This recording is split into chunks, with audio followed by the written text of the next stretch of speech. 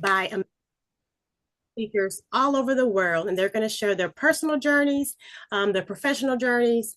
And my goal is by the end of the day, whenever we leave, everybody takes away something. If it's just one nugget, one piece of advice, just take away something. But the main goal is to elevate, inspire, and to empower each other. It is very important that we do that everyday basis. It's so important that we have people that we can lean and depend on, because you truly need people, and I strongly believe that we are stronger together. All right. So our theme again is empower, elevate, and inspire. And this is going to be more than just a catchy slogan. Like, it sounds amazing, but it's actually a call to action. So today we come together not just to celebrate individual achievements, but to reinforce our collective power in creating a world where every woman can thrive. As many of us have experienced, a persistent stereotype suggests that women don't get along and are very reluctant to share valuable information out of fear that others might undermine their success. But this is an outdated notion, and however, undermines the tremendous potential we have when we support one another. Because again, like I mentioned earlier, we're stronger together. So in reality, the true essence of empowerment comes from collaboration, not competition. And that has been I've been saying that a lot this year, collaboration over competition, because like I said, it is truly important to be able to have someone that you can share information with and not worry about that person taking that information and doing better, because if they do better, that's great. That's the goal. I want everybody to do better. So we all should want to be able to succeed, but we should not compete against one another, because what God has for me is for me. What God has for, the next person is for them. So sharing is definitely important in our daily walks of life. So when we create safe spaces like platforms like this, it is not only physical or virtual environments, they are nurturing settings where every woman feels valued, heard, and supported. So I want us, when we share today, to be able to have a safe place where we feel valued, heard, and supported. This allows us to share our experiences, voice our challenges, and celebrate our triumphs without fear of judgment or exclusion. Our summit today stands as a testament to the fact that when we create these supportive environments, we can break down barriers and dismantle those harmful stereotypes. By coming together, we prove that women can and do collaborate to lift each other up. We can create a ripple effect that transcends individual success and fosters collective progress. Breaking glass ceilings is a journey that requires courage, resilience, and a strong support network. Each time we push past our limitations, we're paving the way for others to do the same. And as we share our knowledge, mentor each other, and celebrate one another's achievements, we help blaze new trails and open doors that were previously closed. So our mission today for this summit is to harness this collective strength. Let us commit to being advocates for each other, to foster environments where everyone feels safe to express their true selves, and to support each other in reaching new heights. Together, we can challenge and redefine what is possible, proving that our greatest achievements come from the power of unity and mutual support. So thank you all for being a part of this transformative journey. Your presence and your participation here is very crucial in shaping a future where every woman can not only break through barriers, but also light the way for others to follow. So let's make this summit a powerful step towards a world where we all rise, inspire, and lead together. Again, welcome to the Virtual Women's Summit 2024. And I'm now going to have Dr. Murda Jackson as she do her opening speech. Good morning, everyone. I am so happy to have you all here today. And Dr. Latasha, what an impressive start. Some of you may not know me, but my name is Dr. Murda Jackson, and I am so thrilled to be here with you all today. Again, thank you for joining us on what promises to be a day filled with empowerment, elevation, and inspiration. For those of you who may not know me, I'm a small business owner, a coach, and a passionate advocate for women's empowerment. My journey has taken me through both the military and the business world, where I've learned the true meaning of resilience, determination, and the power of community. Today, I stand before you, not just as a facilitator, but as someone deeply committed to helping women unlock their full potential. This summit is more than just an event. It's a movement. We've gathered an incredible lineup of speakers and thought leaders who will share their insights on how we can come together to empower, elevate, and inspire each other. Whether you're here to gain fresh perspectives, find new ways to gain and tackle challenges, or connect with like-minded women and individuals, this is the space for you. So as we begin today's journey together, I want to share a quote that resonates deeply with me. And if you know me or you start to get to know me, I love quotes. Empowerment isn't just about lifting yourself up.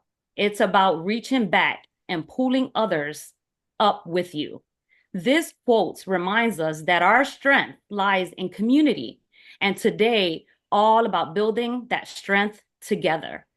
As we move forward, I encourage you to engage fully, embrace the opportunities to learn and grow, and most importantly, connect with the incredible individuals in this virtual room. This is your time, your space, and we are all here to support and uplift each other. Thank you once again for being here, and let's make today transformative. All right, that was beautiful, Dr. Murray. Thank you, thank you, thank you. Very good. I'm excited, very excited. So we're going to now, I'm going to introduce our opening speaker.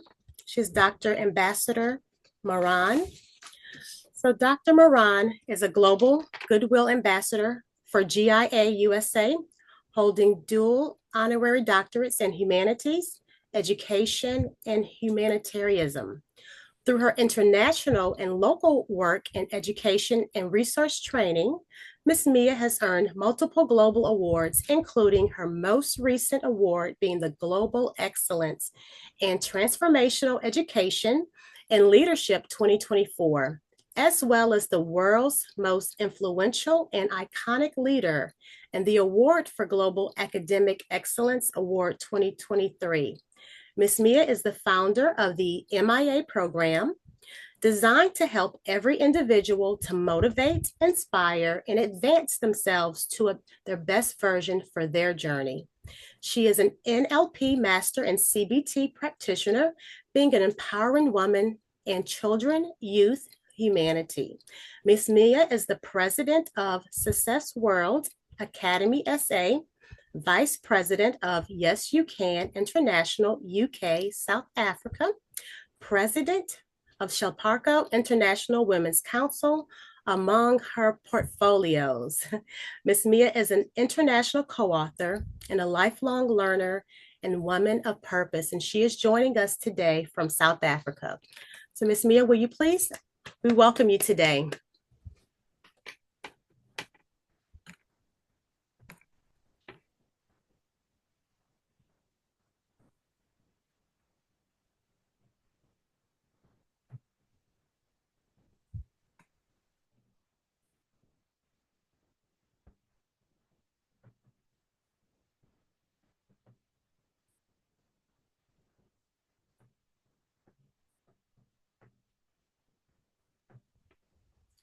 Okay. She might be having difficulties. That's fine. We'll come back to her. What we're going to do now, we're going to go into a round of questions. So again, the theme of this summit is empower, elevate, and inspire. So the first round of questions is going to be around empowerment. Okay, so the very first speaker that I have is Miss Sabrina Thomas. So for those who know Miss Sabrina Thomas, I know a lot of you all know her. I've had the pleasure of knowing her for 2 years. We worked together on a book project, and she's an amazing person, amazing visionary. So I'm so grateful that she's here today. I'll just tell you all a little bit about Sabrina. So Miss Sabrina Thomas is a best-selling author, speaker, advocate, breast cancer warrior, TV producer with Zandra TV Network, and a caregiver. With over 20 years of experience as an advocate, she has become a strong voice in the special needs community. Hoping to broaden the scope of her work and in line with her vision, she has started an empowerment community called Girl, Don't Count Yourself Out. This community aims to connect women from all facets of life to focus on self-care, confidence, and building self-worth. With this movement, Sabrina continues to follow her passion for service by supporting women while they step into becoming the most empowered and uplifted version of themselves. Sabrina openly and readily shares her life and career lessons with her audience and individual clients so they can learn from what worked and what did not work along her personal journey. Her ability to overcome obstacles, both professional and personal, has fueled her to stay the course to be successful in all endeavors. Today, Sabrina holds a certification in advocacy, IEP master coaching, speaker training, as well as a life coach certification. Sabrina has numerous awards and has been in numerous magazines, has graced numerous magazine covers, and she's definitely been in a lot, Being an established author, Sabrina has co-written 18 books and is a 16-time Amazon bestseller. In October 2021, she created, along with her son, but for him, a coloring book series entitled Color with Omar. These coloring books are fun learning coloring experience where you can get to learn about the creator, who is Omar, her son, her special needs son in each series. So let's welcome Sabrina Thomas.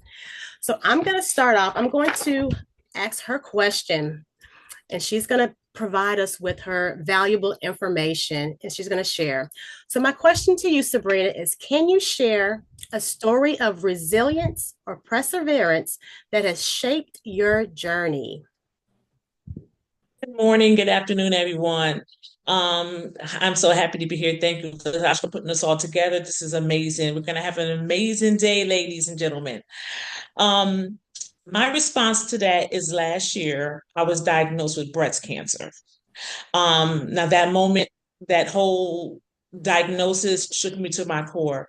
It's almost like if time stopped and everything that I planned for that year, because it was early February, everything I planned for that year, all my dreams, everything that I, lined up, with my goals, everything was stopped. I was uncertain of what my future was going to hold.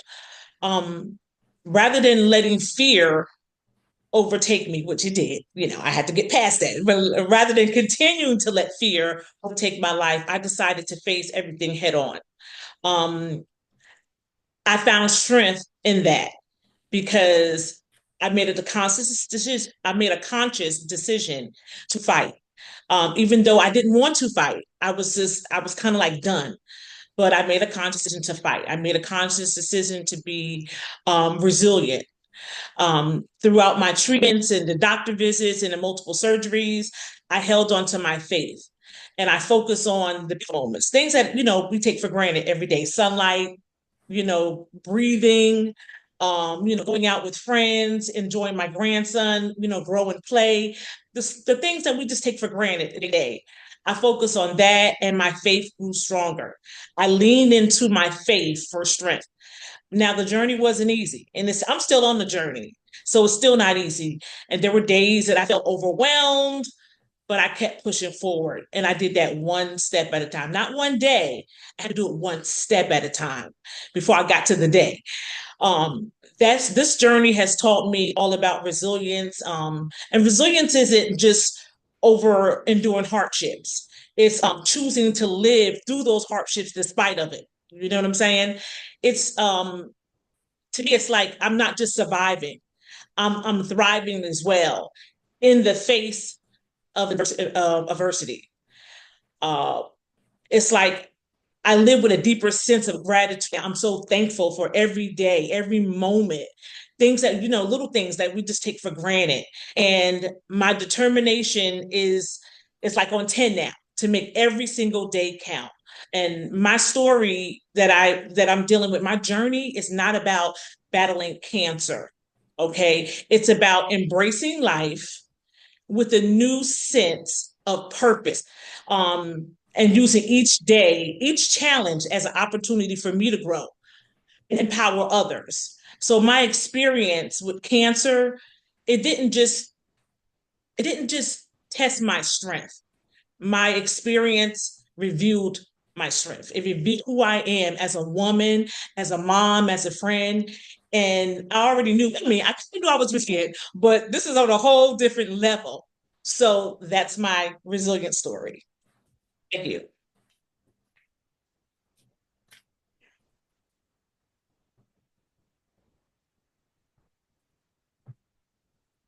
Thank you so much, Sabrina, for that. That was amazing. Thank you for sharing. We love you, and you're an inspiration to us all. I am going to introduce Dr. Radiance Rose. She will be our next panelist that will be asked an empowerment question. So Dr. Radiance Rose is professionally known as an award-winning certified professional leadership, life coach, educator, United Nations ambassador, transformative speaker, 3 times #1 best-selling author, executive producer, and host of Seize the Day, which Coach Ray, master resilience trainer, human rights advocate, and entrepreneur. Dr. Rose is the modern-day Renaissance woman whose professional prowess includes comprehensive and versatile experience of successfully overseeing various large-scale programs and projects in the logistics and education industry. She also has extensive expertise in business management, consultation, team building, professional development implementation, and corporate collaboration.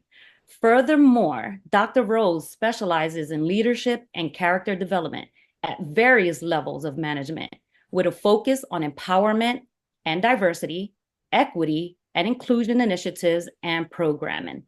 Dr. Rose is a retired combat veteran of the United States Air Force, where she served honorably for 22 years. Cool. She has a stellar record of philanthropy and community service, volunteering over 4,500 hours to 310 organizations. These organizations include the Global Goodwill Ambassador Foundation, the Fisher House, American Legion, Give an Hour, which focuses on veterans' mental health, American Cancer Society, American Red Cross, and March of Dimes, which focuses on eradicating preventable maternal health risks and deaths and closing the health equity gap. Recently, she has partnered with Hendricks Hope Foundation to raise funds for programming to help eradicate disparities in at-risk youth around the globe. In March of 2022, Dr. Rose received her doctorate in philosophy of entrepreneurship and business administration, along with the prestigious United Nations Global Woman of Distinction Award, presented by the fully accredited Trinity International University of Ambassadors School of Business. She is also the recipient of the 46th President Joseph Biden Lifetime Achievement Award 2022 and the official Barack Obama 44th Presidential Legacy Lifetime Achievement Award 2023. Moreover, Dr. Rose was appointed as a United Nations Ambassador, New York 2023. Dr. Rose is the CEO and founder of VVCO Coaching and Consulting, where she helps veterans, first responders, and educators set attainable goals, overcome work-life challenges, and enhance productivity. As a trauma strategist, Dr. Rose helps individuals transition from trauma to transformation through her 5-step Trauma to Triumph coaching program. Her professional affiliations and memberships include Sigma Gamma Rho Sorority, Inc., Alpha Delta Omega Military Sorority, Inc. She serves as the National Vice President. Pi Lambda Theta Honor Society, Kappa Delta Pi International Honor Society, Golden Key International Honor Society, National Association of Student Personnel Administrators, Conference Committee Chair 2022, Order of the Sword and Shield National Honor Society, the Society for Collegiate Leadership and Achievement, National Council of Negro Women, National Association of Black Military Women, Metro Atlanta Chapter, and American Legion member. As an advocate for humanity, Dr. Rose is certified in human trafficking and regularly contributes to the Polaris Project, a nonprofit, non-governmental organization that works to eradicate and prevent sex and labor trafficking. She also supports the Black and Missing Foundation, Inc., a nonprofit organization whose mission is to bring awareness to missing persons of color, provide vital resources and tools to missing persons, families, and friends, and to educate the minority community on personal safety. Furthermore, as a catalyst for global change, Vivi co-coaching and consultant has generously contributed numerous personal hygiene kits to promote feminine health and wellness among young girls in Mombasa, Africa. Dr. Rose also extends her support through monthly sponsorships of young girls in Africa via the Hendricks Hope Foundation, providing financial assistance for their education and growth prospects. Additionally, Dr. Rose contributes to Beloved Atlanta, a nonprofit organization which has been helping women escape the sex industry in Georgia since 2012. Beloved Atlanta provides safe home and a 2-year restoration program rooted in both the Christian faith and proven therapeutic strategies. For more than 20 years, Dr. Rose has helped thousands of people transform their lives and achieve their personal and professional goals through coaching and mentorship. And I will leave you with her motto: unpack it and attack it. She probably will say it better than me, but I will introduce to you Dr. Rose, and I will go into the first empowerment question. So Dr. Rose, welcome, and what an amazing bio. How important is education in empowering women, and what types of education or learning opportunities do you believe are crucial for women today? The floor is all yours. Good morning, everyone. Thank you for the opportunity to be able to speak. Now, y'all know y'all could have cut that bio down some, but I appreciate it. I really, education is something that I'm extremely passionate about. But I think in order to answer your question and really tie it and make that real connection to how it equates with empowerment, is we have to look at education as being multifaceted. It's not just formal education, where we have that quality access to, I guess, from an economic standpoint, we know that getting degrees and earning certificates puts us in a different category and allows us certain opportunities as far as moving up in corporate or the education space or whatever it is that we're doing. But we have to look beyond formal education as far as being empowered as women. So we have to look at learning opportunities and relate to vocational and technical training, how women can actually equip themselves with practical skills to be more efficient in the workforce, entrepreneurship education. I think the COVID-19 pandemic really exposed the opportunities, especially for women. I think people in general, but definitely women. There have been so many more women entrepreneurs that I'm seeing just, on social media and even in my personal and professional networks. So we definitely want to tap into that space for the entrepreneurship education. We also have to look at leadership and civic education, where they can train women to be more confident, to take their skills in leadership roles, just not in their immediate work centers, but in their communities. And then we have the health and reproductive aspects of empowerment. There's been a lot of stuff going on in the world, and specifically in the US, where women may or may not in the near future have certain rights when it comes to their reproductive system. So I think education is holistic, and we have got to be multifaceted in our approach to being empowered by it, but we have to know the different areas that we need to be looking at. Often we're only focused on the formal piece. And then there's digital literacy. How can we utilize everything that's going on with social media to capitalize on being empowered as women? How can we use social media and all of that to help us take ourselves to the next level? And being digitally literate is going to help us in all the other areas. It's going to help you with formal education. It's going to help you with entrepreneurship. So we've got to get smart on education as a whole, but we can't look at it as just formal, going to college and getting a degree or getting a certification. We've got to get educated in various areas of our lives and be able to actually apply those to our lives.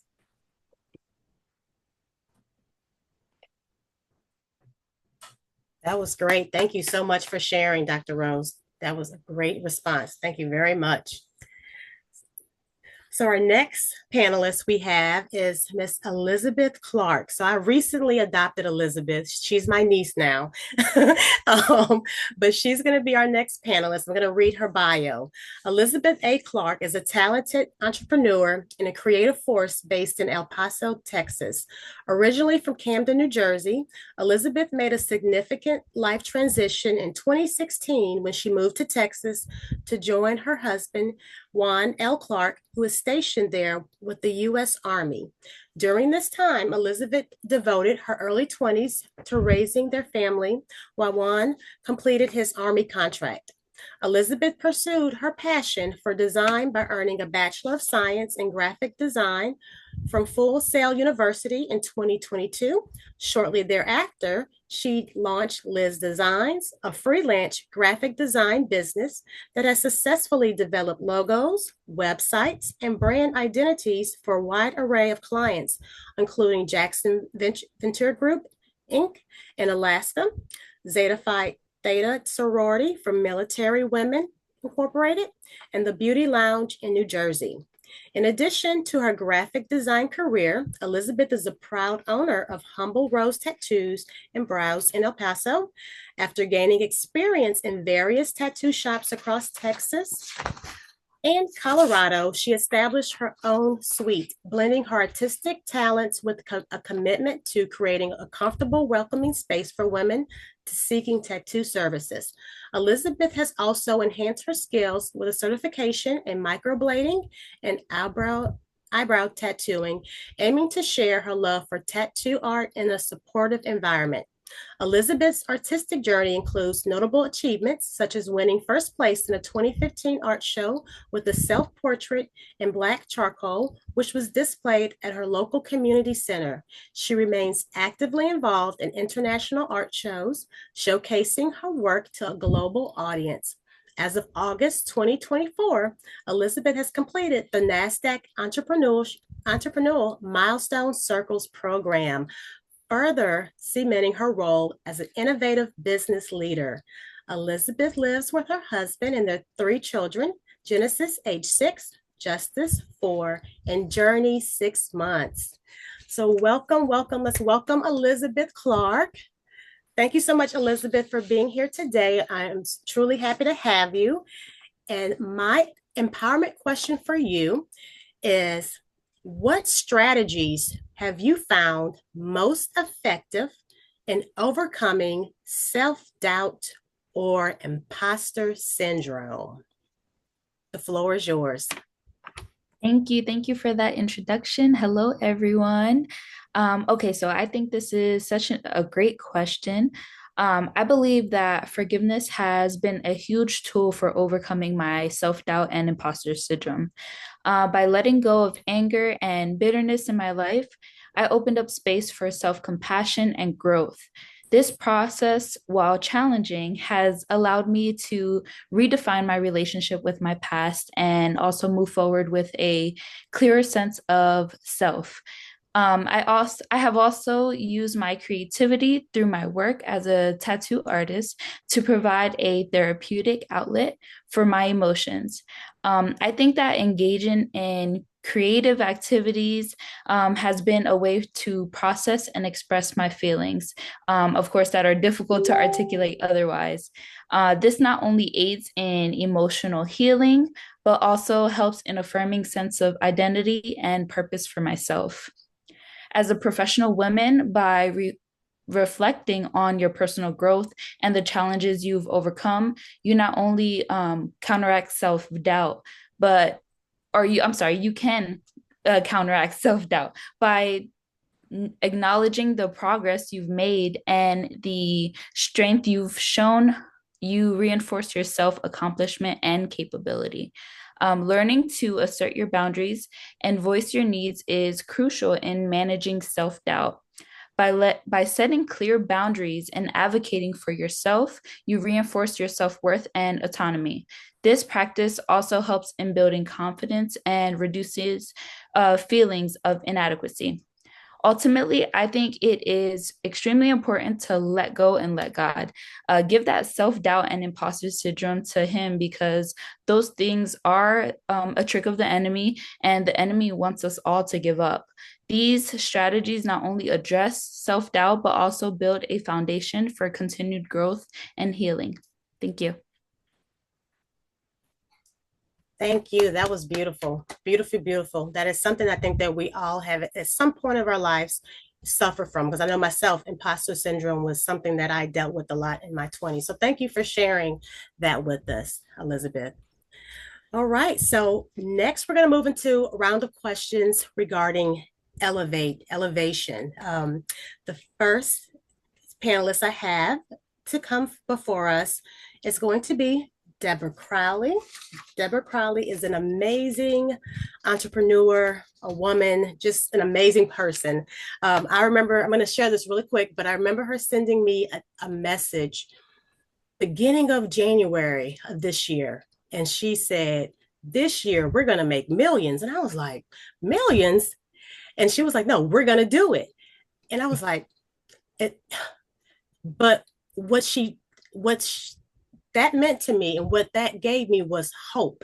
I might not make it this year, but why settle for six figures if we can aim for something bigger? So I remember her message to me, and I was like, these are the type of friends that we need, that are going to push us for higher. You know, I would have been thinking six figures, but she's thinking like millions. So I'm so grateful and so blessed to have Deborah Crowley in my corner, because again, she gives me that encouragement. You know, she gives me words of advice, and she pushes me. And Deborah, we're going to make millions. I know you've already made that, but I'm going to make millions one day.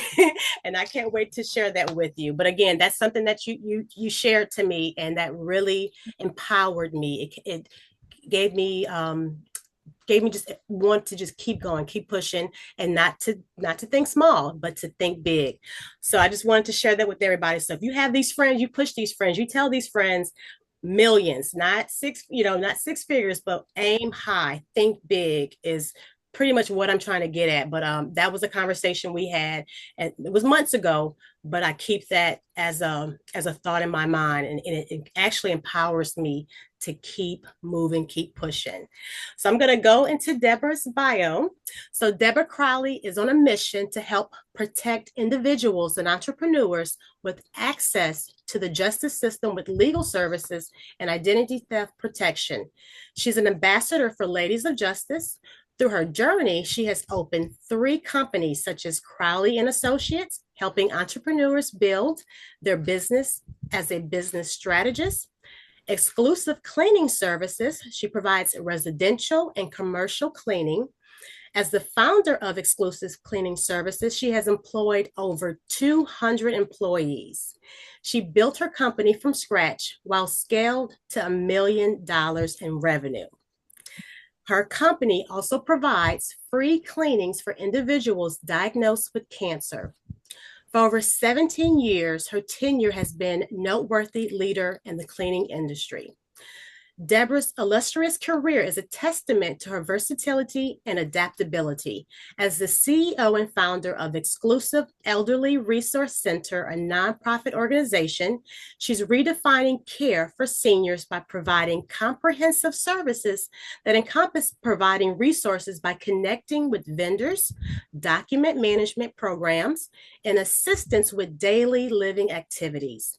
Deborah has worked for 5 companies such as McDonald's Corporation, Xerox supporting GM litigation, Easter Seals, and more. Her tenure with corporate America has provided her the knowledge and skills to pursue her own companies. Deborah has been honored with recognition for supporting several charities and raising over $100,000 in contributions for companies.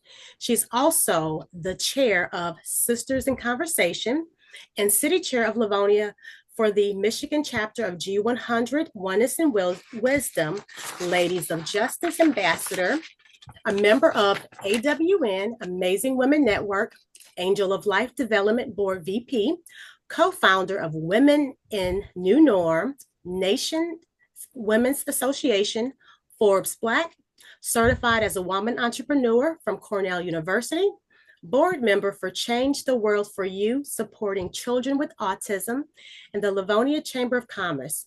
She's an author of 2 books, collaborating with authors Divine Feminine and Joy 365. And I actually had the honor to work on both those projects with Deborah. She's the mother of 2 sons, Terrell and Devin Wallace, and 2 grandsons, Braylon and Wes Wallace. So we're going to open the floor to Deborah Crowley. And Deborah, welcome today. And the question that I have for you, again, it's around elevation and elevating, is what strategies or mindset shifts have helped you elevate your career or leadership role? The floor is yours. Wow. Thank you for that. I appreciate you, Latasha. I was looking around to see who you were talking about, but thank you for that, guys. As always, your story is no longer your story once you have gone through that journey, right? So I appreciate you, Latasha, putting this on so we can share our story. But my strategy and mindset shift, have a growth mindset, right? Embrace challenges and diminish your fears. Working in McDonald's Corporation, working in corporate America, the last job I had, I decided to leave, guys. I walked around in this organization, 3 floors, walked around, looked at everyone and said, it's time for me to go, right? I was so stressed out. I just couldn't do it anymore. And I made the decision. It was fearful, but I made the decision. It's time to go, right? So I went back to my desk, start packing things, putting everything away. And then within 2 weeks, I was gone. But you best to believe I did not know how I was going to make it financially, whatever. I did not know how I was going to survive this. But guess what? My faith in my God and my higher power, it worked out. And that's when I opened up the cleaning company and from scratch and made $1 million off of that as well. So you have to make the decision that you are not going to do this anymore, especially if you're in a job or a situation that is just stressing you out. It's time for you to make that decision, right? So that's what I did.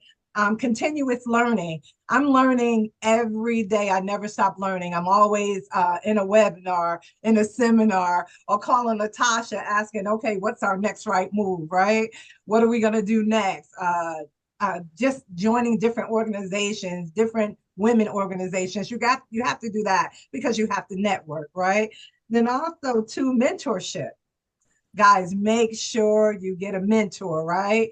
I have a board for my cleaning company, my senior program. I have a board because I don't know everything, right? I have influential people around me telling me what I need to do. Of course, I make the last decision, but I don't know everything. So make sure you have a board. Also, my circle of champions.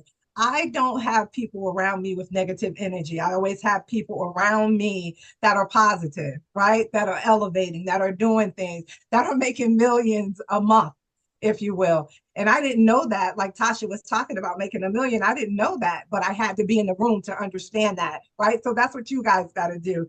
Also, self-confidence. Believing in yourself, guys. It took me a long, long time. I could tell you my story and it would blow you away because you wouldn't believe all the things that I've gone through, domestic violence, you name it. but I had to gain that self-confidence, right? I had to gain the self-confidence to be where I am today. And then understand that the past and the future is not here. You have to live in the moment, right? Live in this moment, because the past, like I said, that's no longer your story. You have to share it so you can help someone, help another sister, elevate by telling her your story and how you succeeded through that journey of letting go of that story, right? The future, write it down. That's your vision. But it's not happening right now. Guys, right now, while we're in this meeting, be in that moment, right? Be in this moment and learn what you can from the sisters that have already been there, that's showing you the way, paving the way for you to be successful, right? And long-term vision, like I said, have a vision, write it down, believe it, receive it, and obtain it. Thank you so much, Latasha.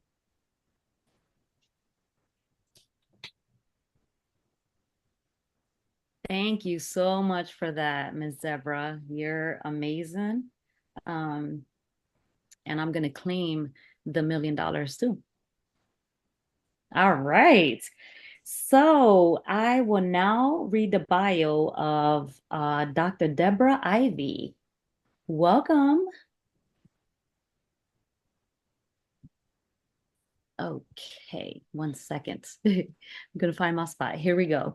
Okay, so Dr. Deborah Ivey is an author of Overcoming the Odds and New Bold Journal, A Woman's Path to Showing Up Boldly for Christ. She has co-authored 6 books, 121 Days of Prayer, 365 Affirmations from Around the World, Tapping into Your Inner Beauty, Daily Devotional, 2nd version, Your Wings Were Not Ready, But My Heart Was Not, I Told the Storm, and Finding Joy in Your Journey devotional. Deborah has taken women's empowerment coaching, certified leadership coach, certified professional speakers, and certified international entrepreneur coach certifications through the Professional Women's Network. Deborah is a certified life coach, certified premarital and marriage coach, his coach, and Christian life coach. She has received her doctorate degree in business philosophy from Trinity International University School of Business, and also a business coaching certification.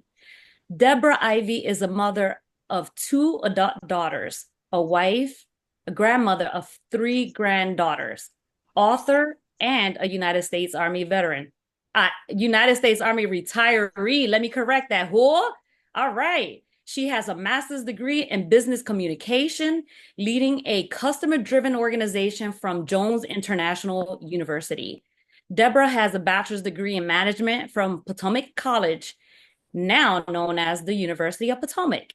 Lastly, she has an associate's degree in general studies from Central Texas College. Dr. Ivey is dedicated to inspiring, building confidence, empowering, and motivating women to be bold in reaching their potential. She is always encouraging women to not hold their feelings in by journaling, and she gives away the journals, not asking for anything in return. I will say that I did receive my journal from Dr. Ivey, and I love you for that journal. She is very passionate about helping others. Now, let's welcome Dr. Ivey, and I will go into the first elevation question for you. Okay, Dr. Ivey, how can women balance their ambition to rise professionally with the need to maintain personal well-being and avoid burnout? The floor is yours. Hello, everyone. Thank you for that amazing introduction, and thank you for allowing me to be on this platform. So we all know that we can't pour from an empty cup, right? So we need to refuel. So we also need to set priorities that are clear. We need to establish boundaries. We need to seek support when we need to. We need self-care. Self-care is so very important. We need to learn how to say no. That used to be my problem, but this year I learned to say no. We need to manage our time.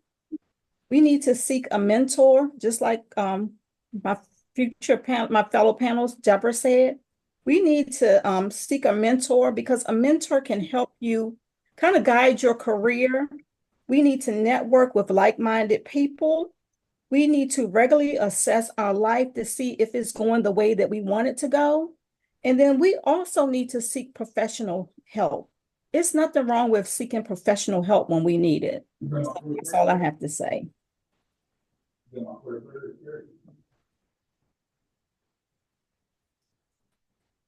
Thank you so much for that, Dr. Ivey. Okay. I really enjoyed that. I didn't get to write all the pointers down, but I will go on the notes and pick everything up. Now I'm going to introduce to you Dr. Lougenia. Did I pronounce that right? That is fine. All right, Dr. Lougenia. I am so excited to have you here. We are very happy, and I will now introduce to you the visionary and founder and CEO of Divine Diamonds Ministries, a pioneering virtual marketplace ministry. She excels as a marketplace apostle and a mentor, a transformational and captivating keynote speaker, a spiritual strategist, and a business coach. Dr. Rucker has evolved into a celebrated 3 times best-selling author and expert brand coach. As an international ultimate game changer life coach, she has guided hundreds of faith-based leaders and marketplace entrepreneurs towards unparalleled success. Her iconic leadership and life-shifting coaching programs have set new standards, empowering others to achieve extraordinary personal and professional growth. So now I have the first Elevate question for you, Dr. Rucker. What are some strategies for elevating women's voices and perspectives in community and societal issues? The floor is yours, Dr. Rucker. Thank you so much. And I want to also say greetings to everyone. Thank you again, Dr. Jackson and Dr. Letitia, for this blessed opportunity. And I do want to say that the previous speaker, Deborah Crowley, was a little bit in my presentation here, but let me just quickly say that elevation, as we know, is going to the next level and raising up to the next level. And I want to look at it from an individual perspective. And I have a 3-letter acronym for you, INC, Inc. I stands for inform. Be informed on the relevant issue. Be informed as to what is happening around you, within you, in your community, and as well in your nation, so that you can be on top of your A game. N stands for networking. Networking with the ladies that are here today. Network with people in your community. Network with the influencers. Network to a point where they get to know you and who you represent, your values, your mission, your purpose, not just go into an inbox and have something to sell, but build relationships. Okay, and then the C stands for connect. And I want to make this a little bit more personal. I want you to connect on a deeper level with God.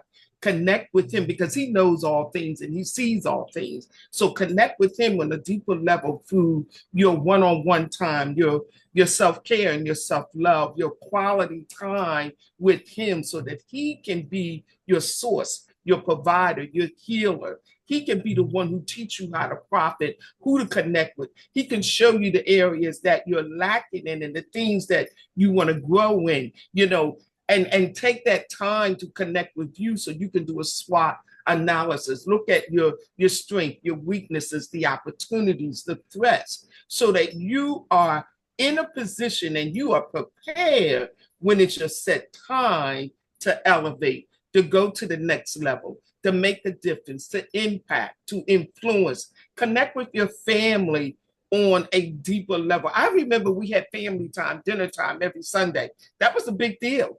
We didn't have our own TVs and cell phones and locked into our room, but we were able to come around the kitchen table and to connect and to grow. And that position you as a leader to create generational wealth.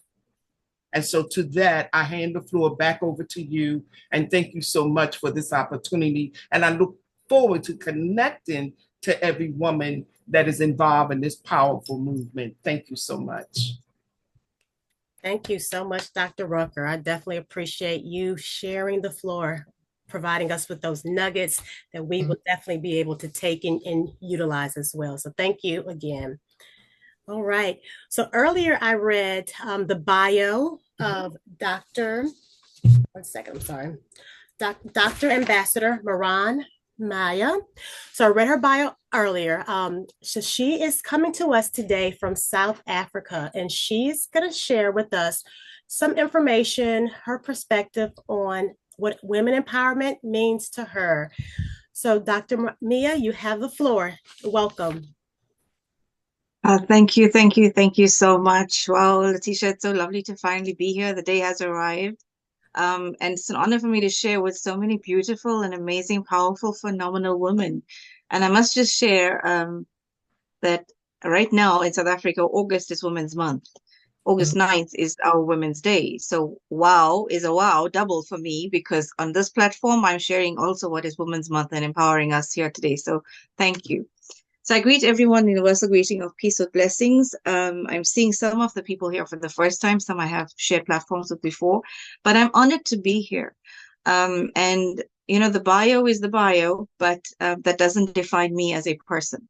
I'm still me. I'm the individual. I'm going to keep learning. So the bio is going to probably keep growing, but that just remains me. And I just feel like the more I learn, the more I'm able to give back.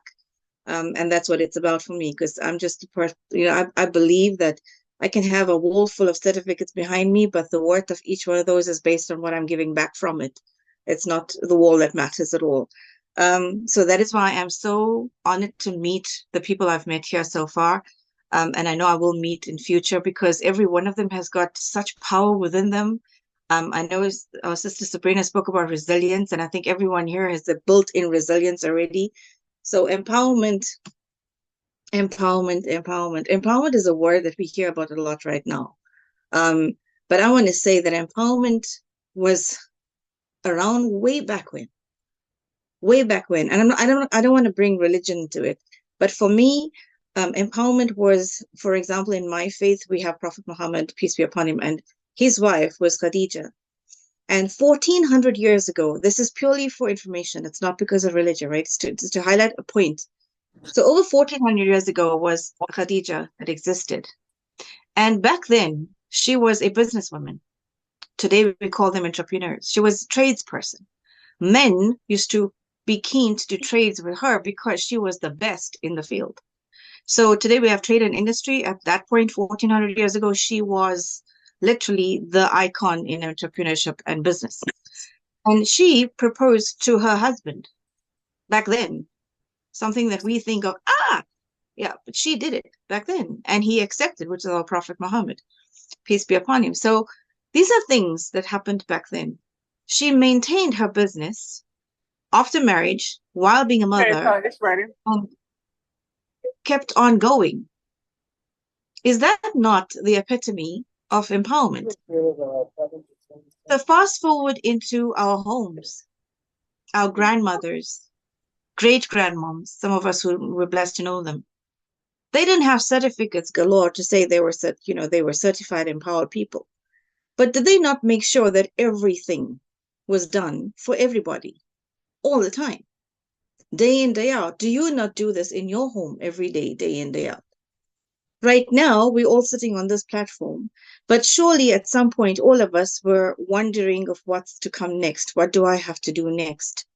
What did I not do for the day yet? What do I have to do still? We always worrying about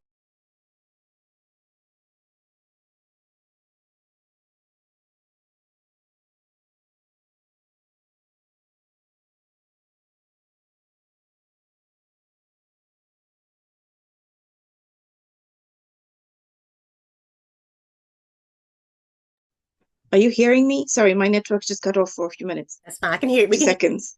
We can hear you. Thank you. Okay. Sorry. That's the art of technology. These gremlins just don't know when to stop. But anyway, we just keep persevering. So yeah, like I was saying, that we keep worrying about how to make sure everything we want is done, and then we want to make sure it's done properly too. And I have to ask each one of us right now, on our beautiful posters, you have beautiful words, Letitia. You have empower, you have elevate, and you have inspire. 3 keywords to each one of us. And I want to ask all of us, including our audience, question. Where do you look for your empowerment? Where do you look to elevate yourself? What is it that you search for to inspire you? What is your trigger of your own inspiration? And why am I asking these 3 questions? Because for me personally, once you become an empowered soul, the answer to all 3 should be myself. I look to myself to empower me. I look within myself on how to elevate me. And I look to myself to inspire myself to be better than me tomorrow. Because so often we have sisters, especially around the world, who are constantly competing with the next, constantly trying to compare with the next. And we are always looking for validation from outside of us. We are always waiting for someone to say, wow, well done. You look gorgeous today. You've done this and you are brilliant. We're looking for this all the time. And I'm saying, why? Give yourself that applause. Stand up and applaud yourself every now and again. Give yourself that elevation that is needed. The validation is your own. Why? Because you were born as a gift. Our Creator created each one of us because He molded us each differently. Therefore, each one of us is unique, correct? And in our uniqueness, we will encounter stuff through our journey that is always going to be different, difficult in difference also. But we will always persevere because within the gift He molded us to be is the gift we need. The resilience is within us. The power is within us. Everything is within each one of us. So why seek it outside? If you start to see yourself as the true reflection of me being my empowered being, then you will want to elevate yourself all the time. Then you will want to keep growing all the time. So you will want to keep educating you to better you all the time.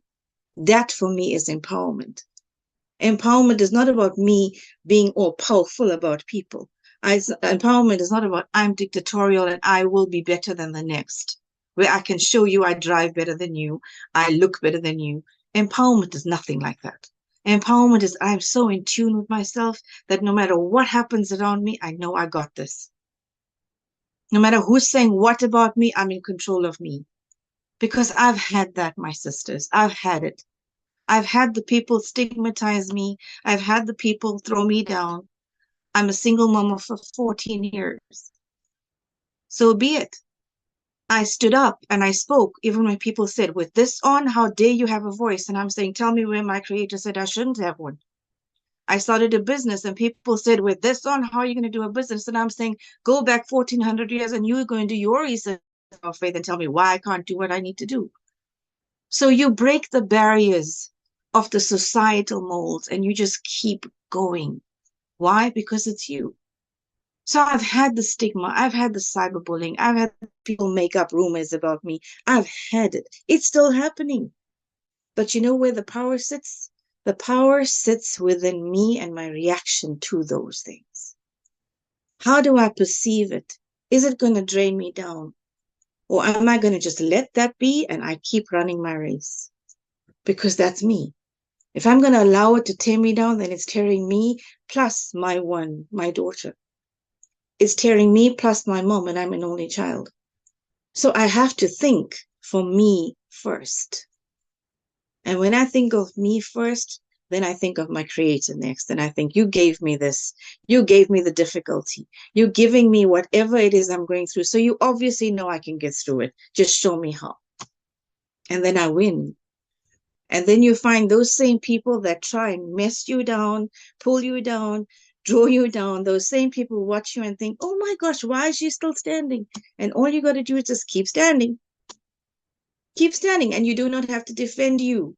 You don't have to show them how, because they will never understand how. You just keep being you. And we pray And we pray that one day, as they keep see you standing from everything that you are experiencing that's difficult, that is their lesson to turn their lives around and stop being so bad. Stop judging, stop stigmatizing. You will become the example that you are looking for. And that, my sisters, is me. I was them. I used to be drained at the first sign of everybody judging me. I went into a depression that was horrible, where I lay on the floor after a nervous breakdown. And when it was my daughter who had to find me lying there, that was my wake-up call. What am I going to do about my life? No one else is going to do it. So we have that within us. And I'm saying, empower you, elevate you, and inspire you, but do it for you, from you, because then the worth is magnificent. That's you just being you. And I'm saying, I salute every sister in the world. And I think the sisterhoods that we build have got to be true. We keep shifting the crown for each other. We keep building each other up, and we just stay true to who we are so that we can be true to each other. I'm going to pause there before I get carried away. So thank you so much again, Letitia, for having me. And thank you to all my sisters for all of the messages I'm seeing and for being here with me. And I look forward to connecting with everyone in future. Thank you. God bless you all. Thank you. I don't even know what to say. But I will tell you this. I needed to hear, I think I can speak on behalf of a lot of other women and any men as well. You have spoken some powerful words, beautiful reminders of it's all about us, clap for ourselves. Validation is, that, like I think Dr. Rose put, validation is for parking. That is correct. So thank you, sister, for joining us today, to sharing your thoughts and your wisdom. We truly appreciate you. So thank you so much for those words. Thank you. Thank you. All right, so I'm going to go next. The next section we're going to go over is the inspiration questions. The first panel speaker I have is my little sister, Juliana Ruggiero. I'm going to go in and read her bio. Juliana is a 25-year-old dynamic international motivational speaker and accomplished best-selling author whose journey of resilience and transformation has inspired many. Born and raised in Connecticut, Juliana has navigated the challenges of living with mild cerebral palsy, a journey that has profoundly shaped her outlook on life and her career. With a passion for writing ignited in the 6th grade, Juliana began her professional writing career at 18. She has contributed to notable platforms such as The Mighty, The Plant Room, Unwritten, and Coffee House Writers. Her writing explores themes of personal growth, resilience, and empowerment, reflecting her own experiences and struggles. Juliana's life took a dramatic turn in January 2019 with the tragic loss of her father. This profound loss led her to a period of introspection and difficulty, during which she paused writing and therapy. However, her journey towards healing led to a powerful comeback. At 23, she co-authored the Amazon best-selling book, Girl, Don't Count Yourself Out. You are resilient, tenacious, and faithful. And our beautiful visionary, Sabrina Thomas, is on panel as well. Juliana contributed a chapter titled My Life Forever Change. She also co-authored Turning My Pain into Purpose, sharing her experiences in the chapter Finding Peace and Healing, Ending a 12-year toxic friendship. Juliana has been featured on the award-winning TV show Real Biz Talk with Zandra Evans and has appeared in several prestigious magazines, including Pretty Woman Hustle, Canvas Rebel, and Vogue's Bold Journey series, Special Quill, English Writing, Editing, and Coaching Services magazine, and Plots Creative magazine. She is also the May 2024 cover model for Unmasking Motivation magazine. Well, she also contributes as a monthly writer. Her mission extends beyond writing. She aims to inspire and uplift those facing their own challenges, showing that there is life and hope after tragedy. Juliana's commitment to making a difference in her impactful storytelling reflects her dedication to empowering others through her personal and professional experiences. So that is the amazing Juliana.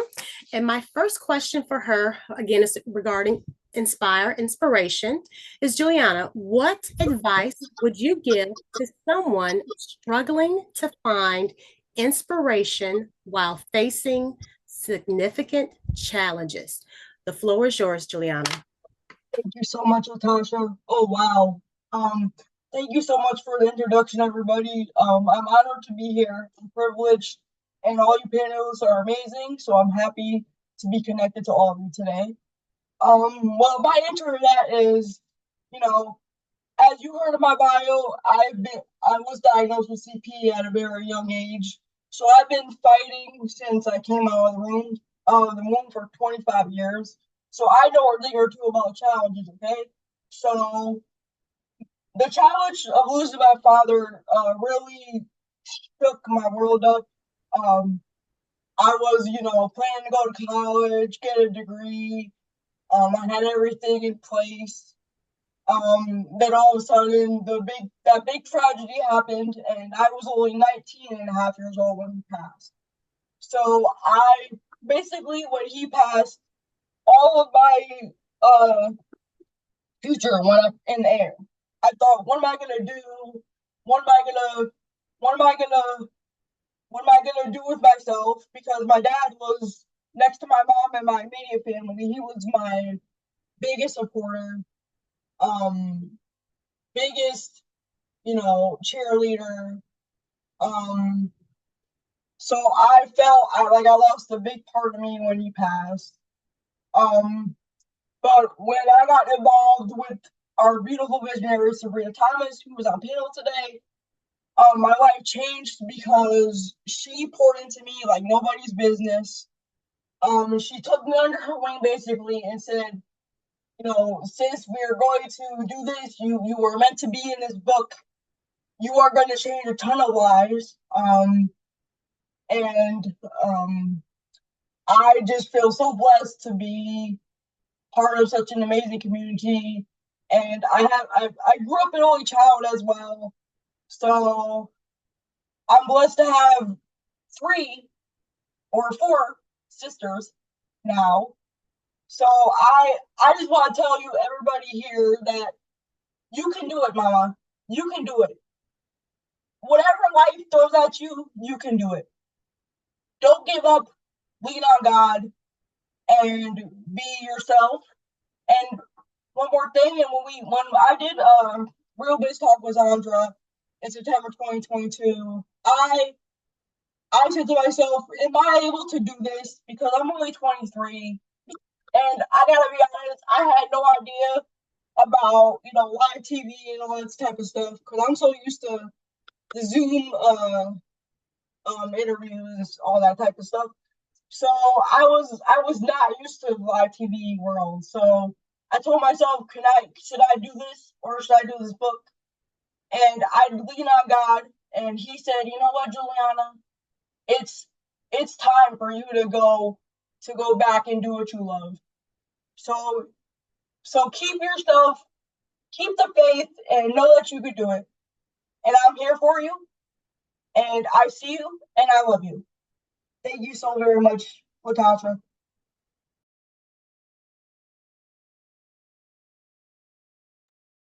Thank you for that, Miss Juliana, my little sister. I just want to share something real quick. A few weeks ago, I met up with Juliana. Well, she actually came down here, and we flew to see Dr. Latasha and spend her birthday with her. So now I'm going to introduce to you my beautiful little sister, Elizabeth Jackson. I'm going to read her bio first before I go into the inspired question that we have set for her. Okay, so where do I start with this incredible person? But I'll start here. Elizabeth Jackson was born and raised in Camden, New Jersey. She graduated from Pennsauken High School and soon after attended Cetone Institute, where she received a help desk analyst certificate. During her time at Cetone Institute, Elizabeth also studied extremely hard to attain the Microsoft Certified Professional Certification, which is the MCP. Soon after graduating from Cetone Institute, she landed a job as a computer operator at Lougheed Martin. Throughout her time at Lougheed Martin, Elizabeth attended Colorado Technical University online and received a Bachelor of Science degree in Information Technology with a specialization in security. She graduated summa cum laude with a 3.98 GPA. Elizabeth also obtained and continues to maintain the CompTIA Security Plus certification, which is very difficult. She worked extremely hard during her 21-year career at Lougheed Martin with the final job title as a systems engineer staff. Elizabeth chose to retire from Lougheed Martin in May of 2023 to start a new journey with Amex Inc. as a systems engineer. She was driving an hour to and from work to Lougheed Martin every day, and she felt that it was important to find a remote opportunity in which allowed her to have more time with her family, yet still do what she loves. Elizabeth started her new journey strong and received the Rookie of the Year award at Amex Inc. She also hit the books hard and acquired the CompTIA Linux Plus certification, another difficult certification to attain. To top it off, Elizabeth was nominated and accepted into the Amex Career Enhancement Program, which is called ACE, where she will learn new techniques to become an incredible leader. But she's already a leader in my books. Elizabeth has been blessed with amazing opportunities, and she has and will continue to cherish each one of them. Elizabeth has 4 wonderful children: Elizabeth, Juan, Fabian, and Nyla. She also has 3 beautiful grandchildren: Genesis, Justice, and Journey. Her daughter, Elizabeth Clark, which is on this call, graduated from Full Sail University with a Bachelor of Science degree in graphic design. Her son, Juan, graduated from James Madison University with a Bachelor of Science degree in chemistry. I will add to this. This is a single mom raising kids, and her kids have degrees, so anyone can do it. Fabian is a rising freshman in high school, and Nyla is a rising 3rd grader. Elizabeth has been married to an amazing man, Jamel, for 11 years, and they've been together for a total of 13 years. He is a blessing to her and their children. Although she had her first 2 children at a young age, she chose to continue with school and to work hard to provide the best life she could for them. She did struggle, and as a single mother for many years, but she never gave up. Elizabeth knew that her children counted on her, and she did not want to let them down. She strived for a better life and was able to accomplish her goals. Her family means the world to her and is the reason why she has and continues to work hard. Now I will go into the first inspire question for Elizabeth. So, Elizabeth, can you share a story or figure that has significantly inspired you in your career and personal life, and why? The floor is all yours. Good afternoon, and I absolutely can. But first, I'd like to thank you so much for the introduction and for having me take part in this amazing Women's Virtual Summit. It is truly an honor to be here. I mean, you all have already empowered, elevated, and inspired me, and I had to come off the camera because my tears came down. I'm like, oh my goodness. So I was able to compose myself. So so thank you, ladies, already so much. This is amazing. But prior to answering the question, I would like to offer a definition I found on vocabulary.com for the term inspire. Inspire means to excite, encourage, or breathe life into. Inspire comes from the Latin word that means to inflame or to blow into. When you inspire something, it is as if you are blowing air over the low flame to make it grow. That just blows my mind, so I wanted to share that. But now I'll definitely answer the question about sharing a story or figure that has significantly inspired me in my career and personal life, and why. Well, honestly, my children have always been my inspiration for all I've done and accomplished in life. They are the reasons why I have worked so hard and have never given up. I was a single mother during the start of my career. I wanted to ensure that my children had all they needed, so I was determined to work as hard as I could so that they wouldn't go without. It was not an easy road, but I did not give up and continued to work extremely hard for them. I wanted to show them, as well as other single young mothers, that just because you have a child at a young age doesn't mean that life ends. Yes, it gets extremely harder, but with hard work and determination, you can do anything. I had plenty of late night studying while in college, having to be up early to get the kids ready for school, then take them to the sitter and rush to make it to work on time. All of those worthwhile challenges only made me stronger and enhanced my appreciation in life for everything. I was also determined to not be a statistic of a young mother struggling with no career. I chose to take an alternate path of success, and I am so proud I did. So I thank my children for being my overall inspiration. I also thank God, as without my faith, I would not be where I am at today as well.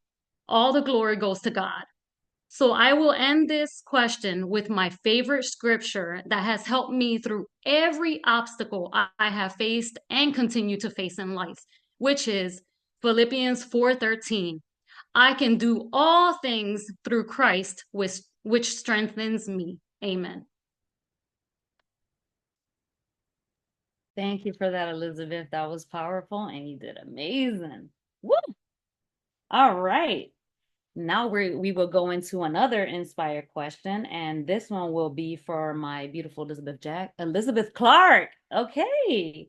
So Elizabeth, how do you cultivate a mindset of inspiration and growth in your everyday life? The floor is yours.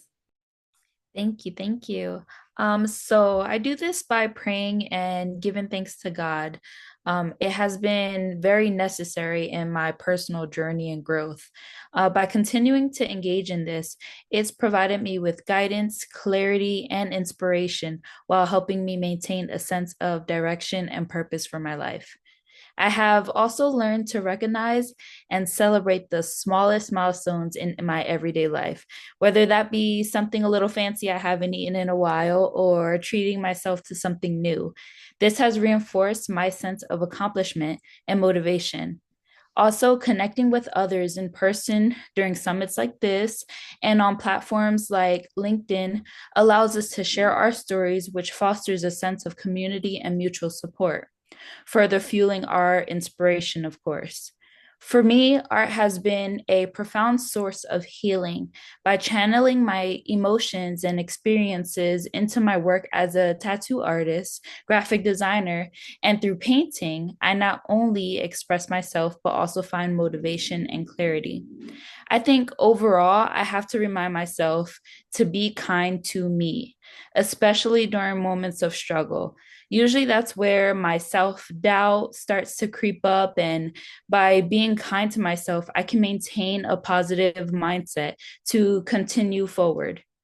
Having that self-compassion for myself allows me to approach challenges with a growth mindset, understanding that setbacks are part of the journey.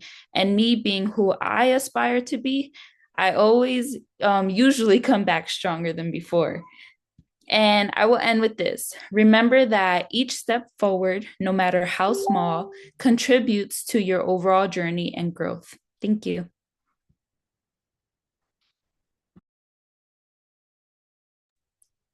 Great job, Elizabeth. Thank you for sharing that with us. Great job. I'm going to go next to have another question. It's going to be an empower question to Miss Sabrina Thomas. So Sabrina, how do you build and maintain a strong network of support in your career or community? The floor is yours, Sabrina. Okay. Building and maintaining a strong network support in my career has been essential to me for my growth.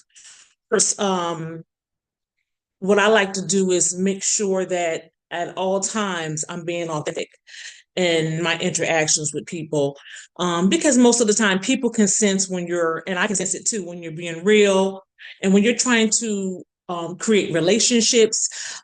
Being authentic helps you build trust, and that's with any foundation of any relationship, whether it's business or personal. I always offer my support. I try to be supportive with my friends and family as well, whether it's sharing knowledge, showing someone how to do something, a hand, or something, just being there to listen to the person. What I've learned is if you help other people with their success, most of the time, not all, but most of the time, they're likely to support you in return. And consistency for me is key. I had a rough year last year, but I tried as much as I could, possibly to be consistent in my groups. I have two communities on Facebook and Instagram, and I try to make sure that I'm always connecting with people, that I'm inboxing people, checking up on them, to make sure, to see if they need anything, and vice versa. Making sure that I'm sharing their successes with them, congratulating them, and making sure that they're supported. This is because it's a two-way street. And another way you can build a supportive community is to be intentional. You have to be intentional with the people you surround yourself with. That's like almost like number one. I seek out people, women, mostly women, that's my audience, that are like-minded with me, who share similar goals, who share similar values. And I make sure that I engage with those people that can challenge me, because that's a big thing too. Challenge me to push myself outside of the comfort zone. Because if you don't do that, you don't grow. You have to be able to push yourself or, to change in order to grow. Also, visibility to me is important. When you amplify each other's voices, whether it's sharing opportunities, highlighting somebody's, goals or achievements, or just showing up for the person, you create a domino effect of inspiration that extends far beyond your immediate circles. Women, when we are supportive, when we are collaborating, when we are intentional women, we build powerful, powerful networks. And those networks not only empower us as an individual, it also elevates and inspires people in the community, everybody around us. Thank you. Cheers. Thank you so much for that, Miss Sabrina. You were amazing. And now I have the second empowerment question for Dr. Rose. How has mentorship played a role in your empowerment journey? And what should women look for in a mentor to ensure a supportive and empowering relationship? The floor is all yours, sis. Well, there's a lot of things that I could unpack for you to attack. However, I'm going to stick to some, I'm going to answer the question in general, and then I want to give you all the acronym mentorship, and hopefully you all be able to take some shorthand notes, or at least be able to access the replay to get everything down. So mentorship has been a pivotal force in my professional empowerment journey. It shaped my growth and development in ways that would have been otherwise not possible without having a mentor. I did a career change from the military and I retired. And so now I'm in the education, life coaching space and entrepreneurship as well. So mentorship has been key. It has really, truly been a cornerstone to helping me bridge one lifestyle to the next. Also, having a mentor has provided me with the guidance and the insights needed to navigate all the complexities of my careers, helping me make those informed decisions, and overcome challenges, seizing opportunities again that I might not have also maybe even recognized on my own. Mentors have not only shared their knowledge and experience, but they've also pushed me to stretch beyond my comfort zone, which is extremely important because there's no growth in the comfort zone. If you're comfortable, you're not growing. There's popcorn, there's Kool-Aid, there's whatever it is that you fancy there. But if you're comfortable, you're not really growing. So having a mentor that'll push you outside of your comfort zone has been essential, at least for me. My mentors have encouraged me to take on new challenges and reach higher career aspirations. So I set goal X for myself, and they're saying, you can do more than that. Don't give them 10 when you know you can give 20. Just having someone who really has insight and that's seeing you in a different way. Because sometimes self-doubt is real for us, at least for me. Sometimes as women, as I've heard so many of the panelists and people share, sometimes we do get caught up in what's going on around us. And we know that social media is not real, but it's very accessible. And sometimes imposter syndrome kicks in. Sometimes, again, just that self-doubt kicks in. So good mentors will help you stay out of that realm and help you stay focused.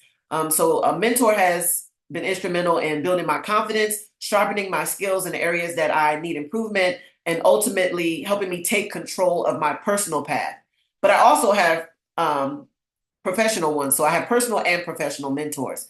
So women seeking mentors, you should also look for those who can offer supportive and empowering relationships with you.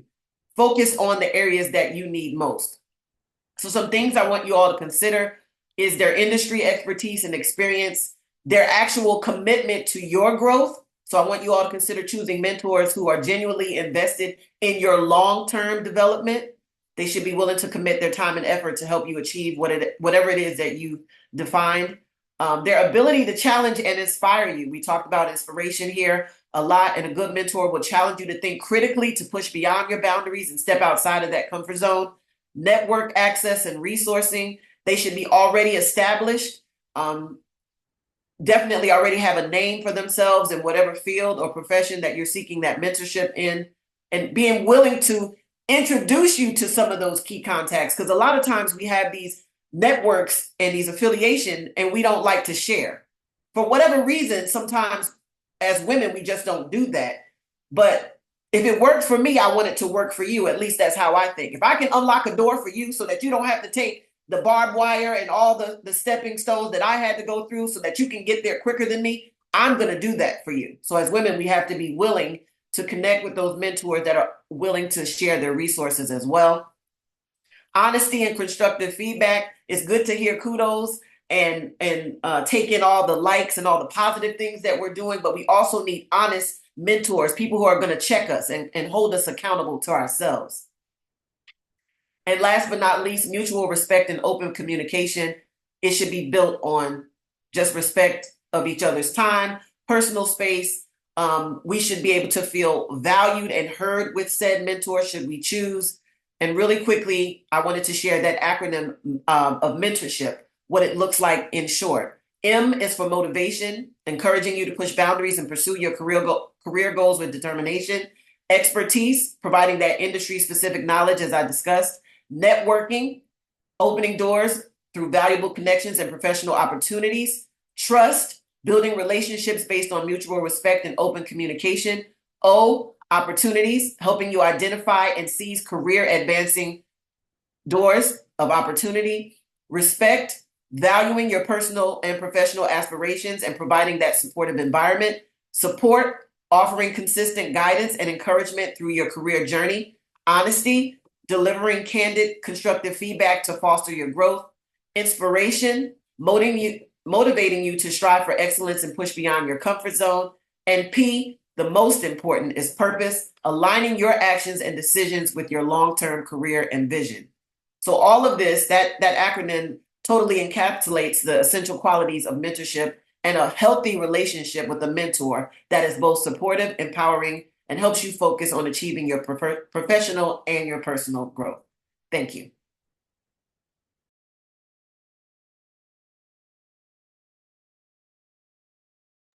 Thank you for that, Dr. Rose.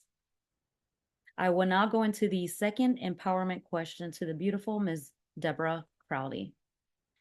What are some books, mentors, or resources that have significantly influenced your journey?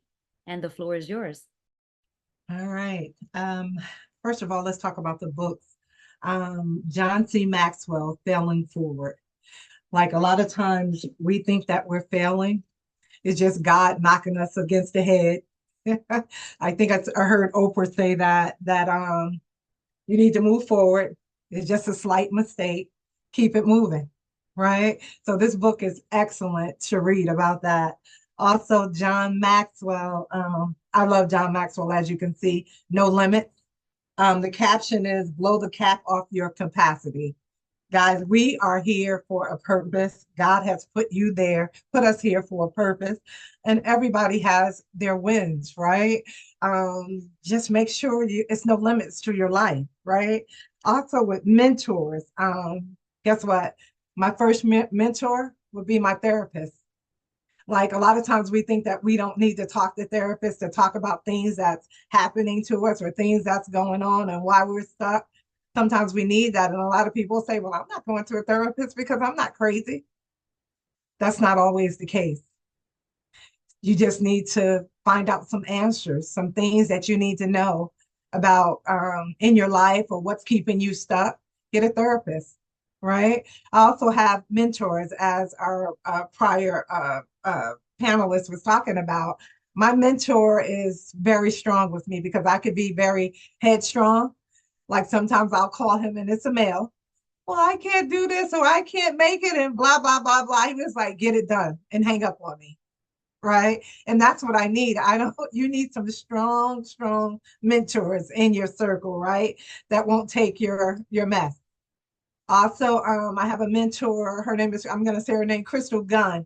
Every time I do something, she'll call me. And if I tell her, she finds out, she goes, bravo. I'm like, bravo. Like no one has said that to me. Bravo. Yeah, bravo.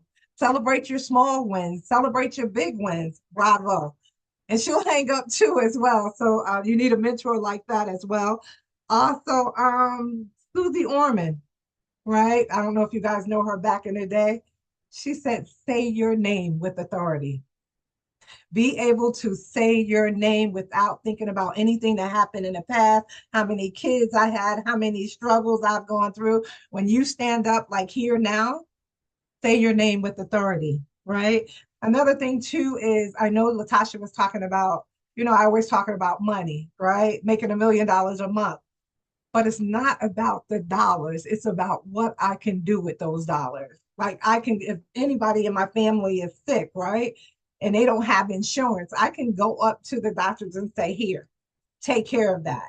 She doesn't have to, or he or she doesn't have to be denied because I don't have any money to do that. Or if my kids want to go to college or whatever, I have money to pay for it. So it's not about the dollars, it's what you can do with the money, right? And a couple of months ago, I just found $1, and I need you guys to do this too, a dollar bill. And I wrote on that dollar bill $1 million, and I kept it in my purse for a long time until I changed my purse, and I did it.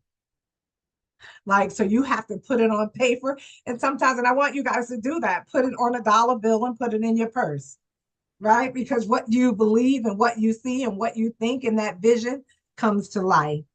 And then that's it. Say your name. My name is Deborah Crowley, and I thank you guys for letting me share.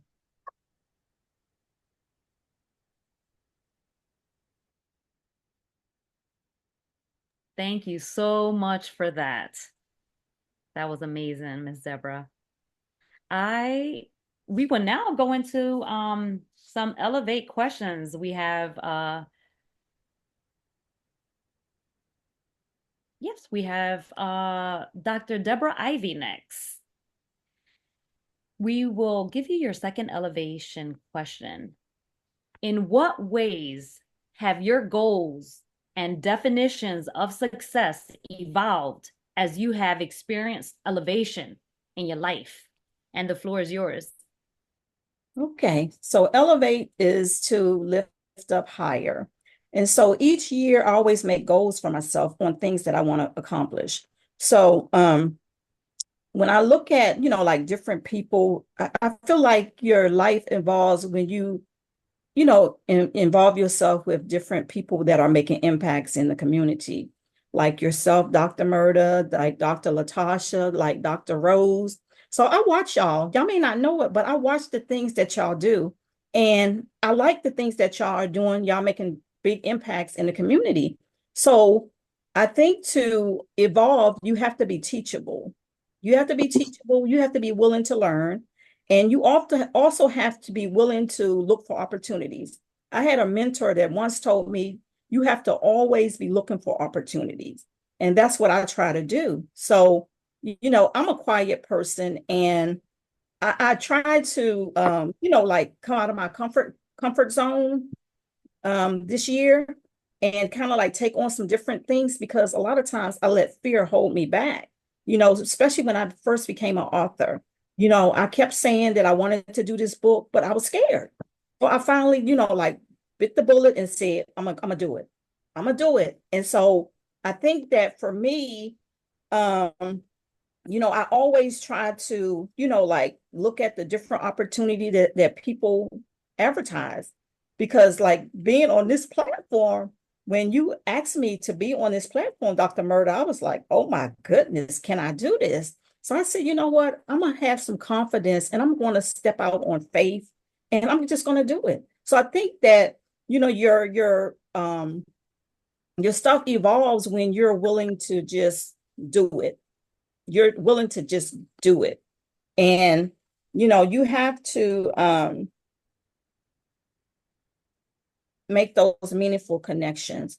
So I want to say on this platform that I appreciate all of you women on this platform, and I love the topics that you're talking about, and I will be looking to connect. Thank you.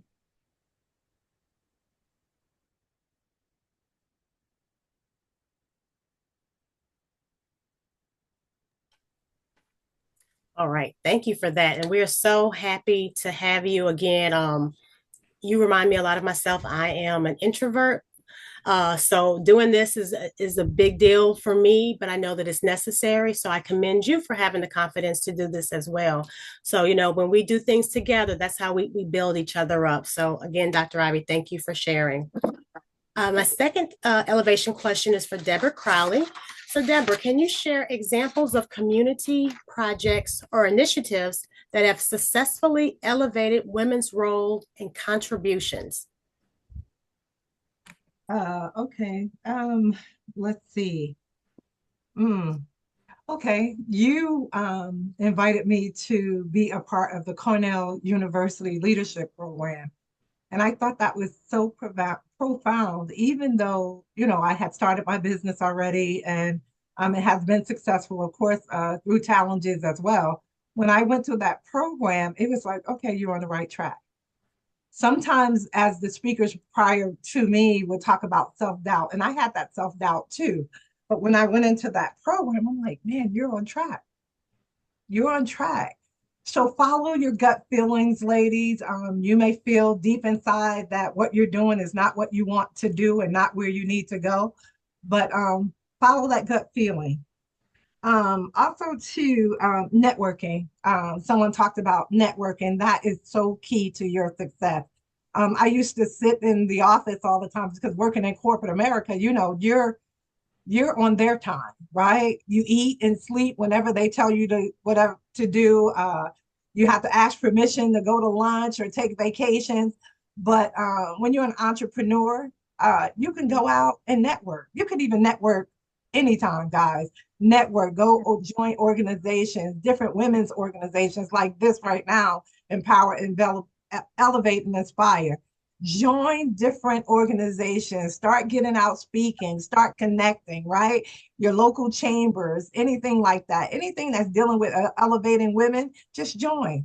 9 times out of 10, they're free, and sometimes there's a small cost, but make sure you join that as well. Even G100, Latasha and I are a part of. It's global, connecting to women all over the world. That's free. Get with Latasha and talk about that as well, and join that because you're connecting with women all over. I've been on podcasts with people from Africa, the Philippines, anything, and it's free. And guess what? I utilize that as a training to grow my strength in speaking, as well as my knowledge in entrepreneurship all over the world, right? Also, with my cleaning company for the community, we provide free cleanings for individuals with cancer. That's giving back.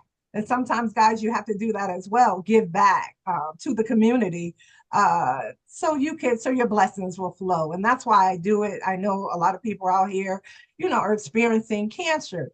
So within my heart, I'm like, wow, we got to do something. So I provide a free cleaning for them so they don't have to worry about that. And they're in a nice and clean environment. Ladies of Justice, wow. I'm an ambassador for Ladies of Justice, and that's where you have access to an attorney. As I tell you my story, and I said sometimes your story is not your story anymore. Well, my father was gunned down 1961, 22 times, right? So in my heart, I vowed to make sure I understand the justice system, and that's why I joined Ladies of Justice. And that's where you have access to an attorney. So collaborating with different communities, helping individuals and getting involved in network events, and just joining sisters to help us to elevate. Thank you. Thank you, Deborah. Thank you very much for sharing that. It's definitely important to network. It's so important. Who you surround yourself with, it definitely tells a lot about you. So you're so right. Network, network, network. All right, the next elevation question I'm going to ask is for Dr. Rucker. Dr. Rucker, how do you measure personal and professional elevation, and what milestones do you set for yourself? The floor is yours. Awesome, awesome. Elevation is an inside job. And so one of the things that I do, and I actually do this on an ongoing basis, is that I sit still, I get quiet, I get into the sweet spot where I can be very transparent with myself and have a tough conversation with myself and with God to really take it all in. Okay, where am I at? How am I making out? What am I challenged with? Where are the opportunities? And so in that sweet spot, there's no judgment. I'm kind to myself. I heard someone say that earlier. Sometimes you have to just breathe and exhale all the challenges of life. And so the second thing I do, once I clear my mind, I set the goals, whether they be quarterly, weekly, annually, biannually, whatever the defining point of setting the goal is, that I write it out. Okay. And to that point, I actually created, as an author, I created a planner and a journal that I can track my success. So I can track, my challenges and how to overcome them, because every adversity that you face is really an opportunity for you to grow and for you to expand. So I set goals that are going to increase my influence and my impact. As an author, I set a goal to create a new book every year, at least one book.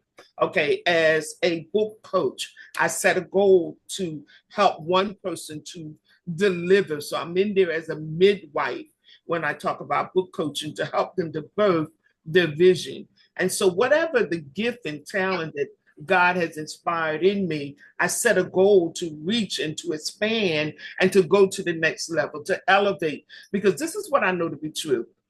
And someone said this earlier, you do not grow in your comfort zone. And so you have to challenge yourself. Elevation is an inside job. Where can you go to the next level? Where can you produce more fruit? Where can you help more women? Where can you elevate and create platforms for other women to be seen, to be heard, so that you can build relationship? And so my third step is executing, because, if we just dream without executing, it becomes a nightmare. Okay. And so you got to take action, and you got to take inspired action, intentional action. I heard these words all throughout the day. And so at the end of the day, you have to be comfortable with being who you are. Okay, you got to know your power, know yourself, and all of the executing and the evaluating, which is my final step. You have to be true to you. Oftentimes we need to just be real, take the mask off, okay, have a hard conversation, ask the tough questions, okay, so that you can be who you've been called to be and to serve who you've been assigned to. You got to know your audience, okay? You're not called, you're not put here to be all things to all people. Okay, so you got to get real clear about you, your ideal client, your niche, your market, your message. And in knowing that, you pick up the momentum to do what you need to do. And so I guess, the SWOT analysis is always a big tool for me. Taking the time to look at my areas of strength, because we have strengths as well as weaknesses. Where there's light, there is darkness. Where there's opposing attraction is where you really get the greatest momentum. And so I look at the areas that I need more support in. Mentorship is a golden rule for me. I have personal mentors and I have professional mentors. Opportunities, they're all around us. And so you have to have the eyes to see. You have to have vision. And once you get that vision, you have to write it down, and then you have to run with it with all of your strength. You have to be intentional about it. You can't be second guessing. You can't be double-minded. You can't be, just swinging between two different thoughts and two different opinions. You got to be steadfast and focused. And I might add laser focus. And then finally, the threats. Okay, life has rain and sunshine. There are going to be opportunities. There's going to be adversities. There's going to be haters and outlaws and in-laws and all the other people along the way. But they come to make you. If you would approach it from a positive aspect, everything comes to make you so that you're in the position and you're prepared to elevate. Thank you so much. And I yield the floor back to you. Thank you. Thank you. That was beautiful. Thank you for reminding us, like you said, there's going to be good days, there's going to be bad days, but we have to continue to just keep pushing each day. So beautiful, beautiful, beautiful. Thank you, Dr. Rucker. I am going to, now we're going to have Miss Anathi Kom. She is a 20-year-old student. She's from Butterworth in the Eastern Cape province in South Africa. She is a student as well, and she's an author. She is the author of The Tree of Life, and she is going to share with us. She's a poet as well. Very talented young woman. She's going to share with us a poem. So Anathi, thank you for joining us from South Africa. And can you please, the floor is yours. Thank you.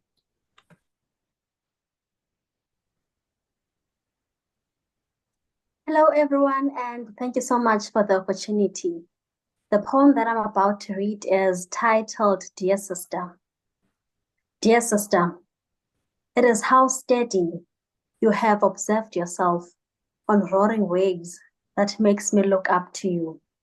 It is how fearlessly you have walked under heavy thunderstorms that makes me bow before you.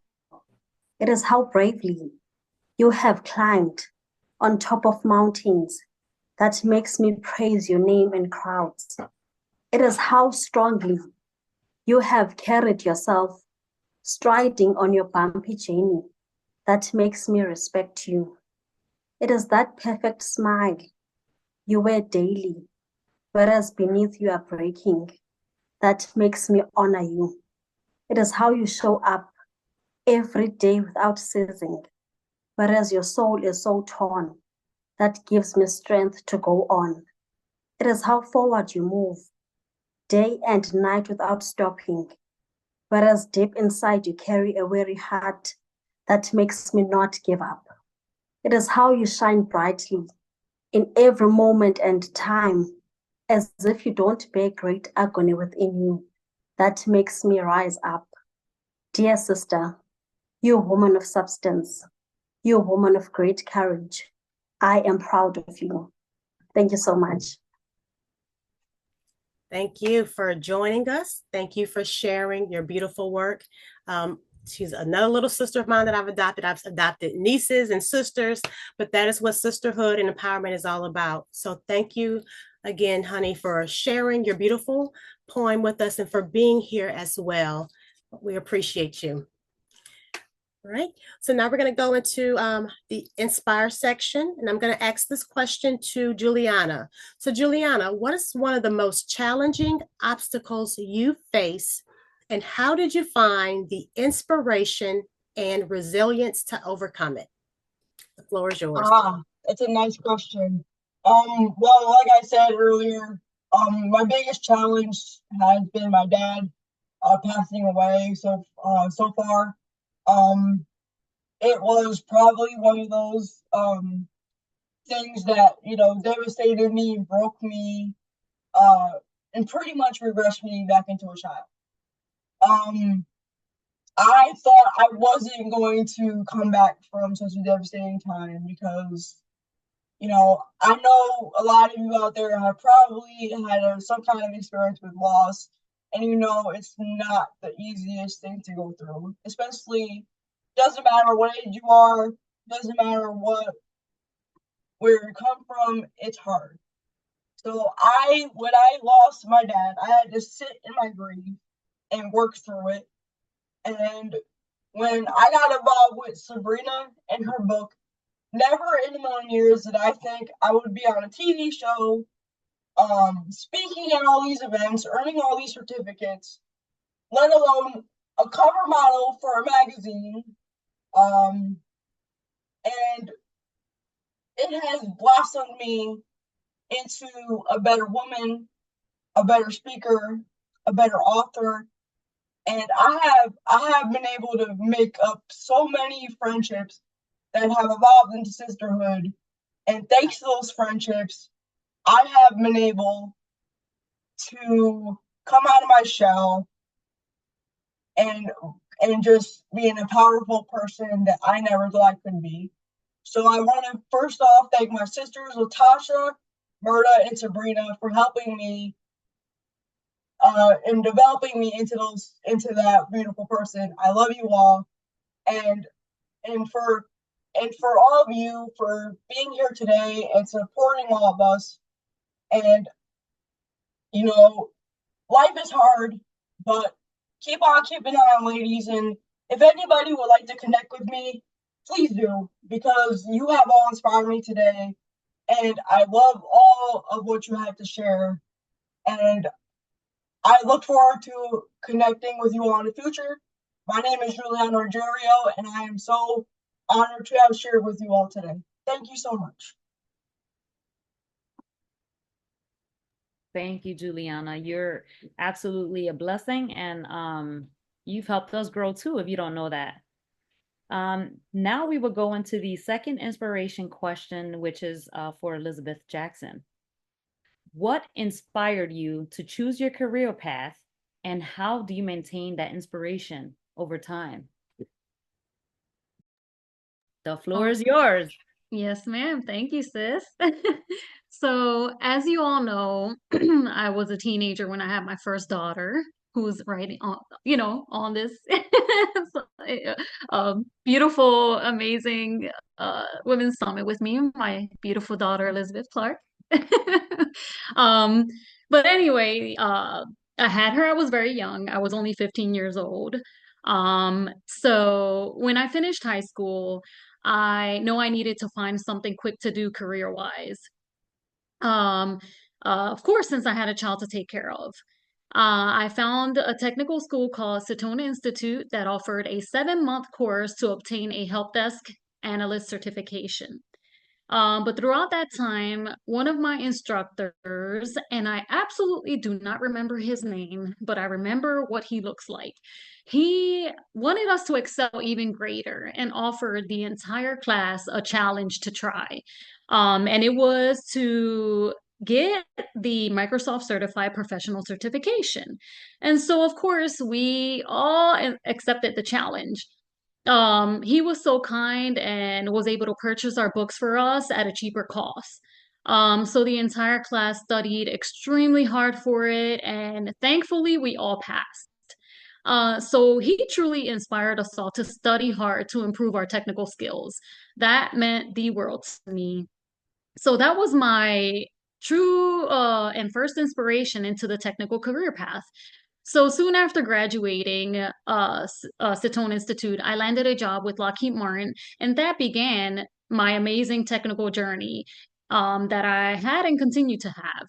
I was able to get my bachelor's degree in IT with a concentration in security and my security plus while working for Lockheed, amongst many other training opportunities.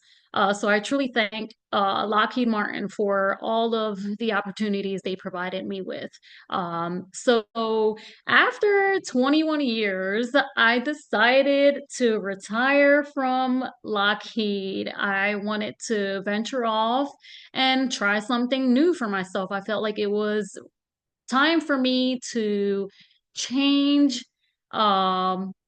my career path, not my actual career path, but the organization I worked for. So now I work for an awesome company called Amix, and I'm receiving such great opportunities there as well. I recently attained my Linux Plus certification, and I'm currently in a career enhancement program with them as well. I am also studying for the project management professional certification, so I do look forward to the course that begins in September for me for the PMP, and I am praying that I do well and pass that also. So overall, I knew that technology was and continues to change and enhance. Therefore, I am so grateful I chose the career path that I did.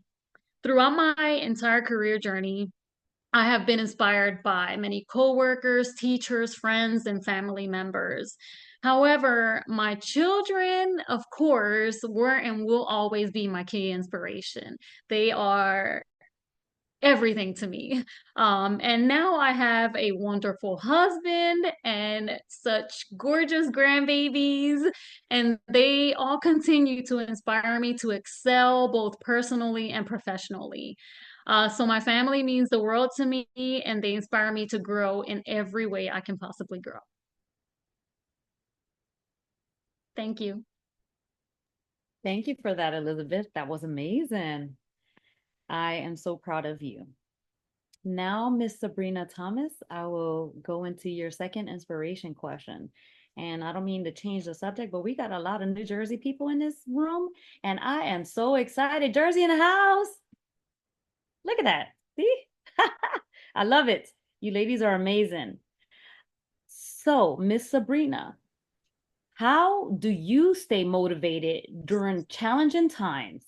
And how can others find their own sources of inspiration? The floor is yours.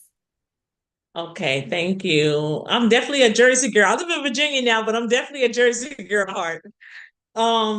Staying motivated during challenging time isn't easy. It's been rough. Last year I had a rough year, but I got a few things that I did to help me to keep going. First, as far as professionally, I had to focus on my why, the deeper purpose behind what I wanted to do, what I'm doing with my career. And that could be, whether it's for your family, your goals, anything you're passionate about, your core values, anything that you hold dear, your why. I had to keep that to the forefront to help me push through my challenges, because it gets tough, and it gets hard, but you have to, keep a certain mindset. And for me, it was my why. I had to stick to why I started my author journey, why I started speaking, why I became an autism advocate. That's how I started. Also breaking down the challenges I had for me into smaller, kind of like more manageable steps. And when I say that, I mean, everybody gets overwhelmed at times, but it's easier to focus on a challenge when you're taking it step by step. And I mentioned that earlier. People always say, you would go day by day, but I'm like, no, I had to go step by step. It's almost like I had to go moment by moment when I was going through my, and still going through my breast cancer journey. and that helps me, focus on not getting it in discouraged when you're doing it step by step, because you're breaking it down in the smaller areas. That worked for me. Thing that keeps me motivated is, someone mentioned it earlier, I just don't remember who it was, surrounding yourself with positive people, positive influence, whether it's, friends, mentors, um, Dr. Deborah, she mentioned some books, and it could be that. It could be podcasts, joining on somebody's live, anything that's empowering, because I make sure that I consume myself with things that are uplifting. I do the same for people, and things that lift me up, and keep my mind focused on things, possibilities, rather than limitations. And for others looking to find their own source of inspiration, someone said this earlier too, I think a few people, I suggest starting with self-reflection. You really have to start with that. You have to think about what really matters to you, find ways to connect your daily actions to your core values, but you have to self-reflect in order to find that out. Don't be afraid to seek support. Someone talked about therapy, because it's getting a new perspective, or when you're feeling stuck, or getting someone else's advice. Wrong with that. That doesn't mean you're not knowledgeable, but just hearing someone else's story can ignite your own personal drive within you. But always go back to your why, because like I said, it's the deeper purpose behind what you're doing. And ultimately, staying motivated is just about keeping your eyes on the bigger picture. Going back to your why. Because for me, I found joy in doing that, and working on your progress day to day in those small steps, because challenges can be hard. Fear comes in, and self-doubt comes in, but when you're breaking it down bit by bit, instead of just trying to do something, tackle to something really big, working on smaller but manageable steps can make it easier for you when you're working on your why, which is your deeper purpose.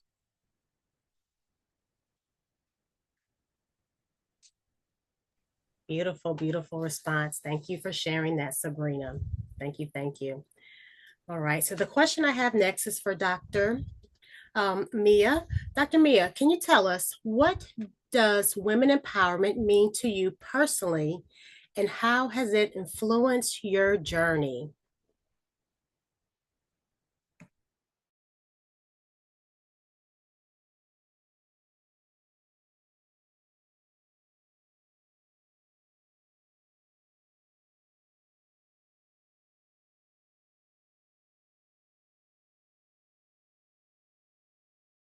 Okay, she may not be on here. I think she dropped off okay. of the call. All right, no problem. We will just move right along. Okay, so now we're going to go into closing. It's going to be the closing. So we have questions for each of the panelists, and we're asking them the same question. So we want to know, how can women build supportive communities and networks that enhance empowerment, elevation, and inspiration on both personal and professional levels? So Sabrina, if you could start us off with answering that question, please.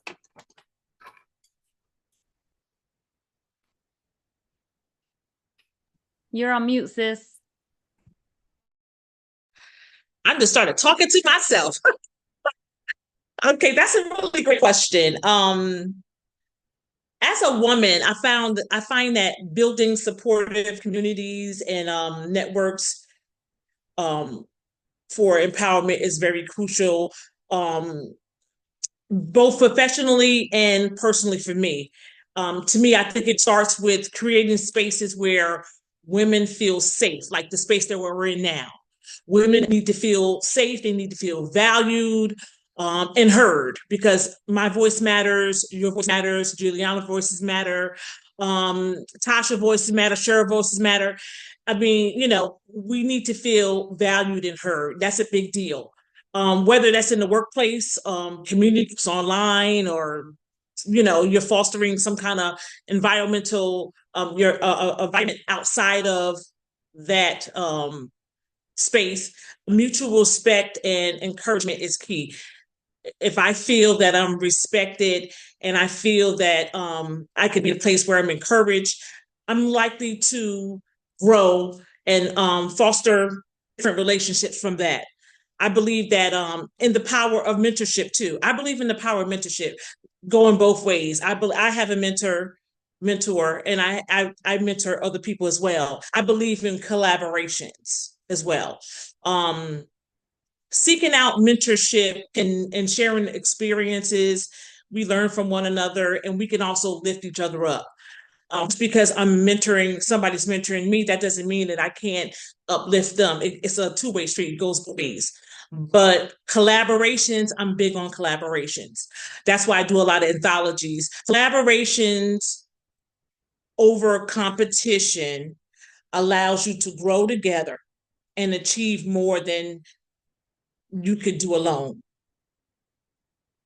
Collaboration over competition allows us to grow together and achieve more that we can do alone. I firmly believe that. Somebody mentioned that earlier in a different way. I make it a point to celebrate women all the time, their successes, their wins, because when I win, you guys win. When Cheryl wins, I win, as a woman. So and another way to build supportive communities is being intentional about who you surround yourself with. I'm very intentional more than ever who I have in my circle. I seek out women that are like-minded, women who share similar goals and core values that I have, and make sure that I engage with those people that challenge me, beyond my comfort zone. I just believe that when you're doing that, it's makes you grow, you know what I'm saying, as a woman and as a community, you know what I'm saying? And women being supportive and collaborating together and being intentional, building up, networks, that's how we all win as women. Uniting together, being on platforms like this. This is how we start. This is how we build supportive communities and networks and groups and elevate and empower each other by being in spaces like this with women that's on the call and just uplifting and empowering each other. Thank you. Thank you. Thank you. Beautiful. That's beautiful. Deborah, can you respond to how can women build supportive communities and networks that enhance empowerment, inspiration, and elevation? Okay, Sabrina, you nailed it. Everything that I was going to say, she just nailed it. One thing I think is important too, being resourceful. Like if you know something that another person needs, send them that information. Like I know a lot of people are looking for grants, right? I send that information. Once I get that information, I email it to everybody, right? Because everyone just doesn't know where to get information from. So if you have that information to help someone, share it, right? Via email, via text message. Hey, there's a vendor event going on in this town. You should sign up or you should register for it, right? Is there a grant out there that can help someone? Let's just collaborate here. Also, take the take what I wrote, take the I out of your vocabulary and utilize we, right? Because we're together, let's grow together, especially in this community. The energy in here is unbelievable. And I know I'm at the right place at the right time, because I would have never known you guys were from New Jersey. That's where I came from, right? I was born in New Jersey. I left New Jersey with 2 suitcases and my kids 20 years ago, and now I live in Michigan. And it has been amazing. So me telling you guys my story and being humble and honest, this is truly the place to be. But be resourceful. And like she said, appreciate and celebrate the wins together. Bravo to all of you. Bravo, celebrate. And she said, remove the competition. As African-American women, just women in general, we just want to compete. And I don't know where that comes from, but there's enough out here for all of us. Let's just share the information, share the wealth, Share everything and work on personal development, right? You have to work on personal development or else you're going nowhere. You have to work on you. Get a mirror, right? Stand in front of the mirror and without talking about your eyebrows, your hair, your mouth, your teeth, and tell yourself you love yourself. I bet you 9 times out of 10, I did a seminar and I had the women to take a mirror and look at themselves. And every last one of them, I think it was 15 women in there, they all started talking about their hair, their stomach, their eyes, their eyelashes, not enough lipstick, was fixing their hair. Just look in the mirror and appreciate you and tell yourself you love yourself. Thank you. Thank you. Thank you. Juliana, you're next. Tell us, how can women build supportive communities and networks? Well, now, so you can do that by getting rid of those people that bring you down, get jealous of you. Trust me, I've been there. And you will read about that in my chapter for Turn My Pain into Purpose. It's called Finding Peace and Healing in a 12-year toxic friendship. I had to let a friendship go of 12 years because it just wasn't right.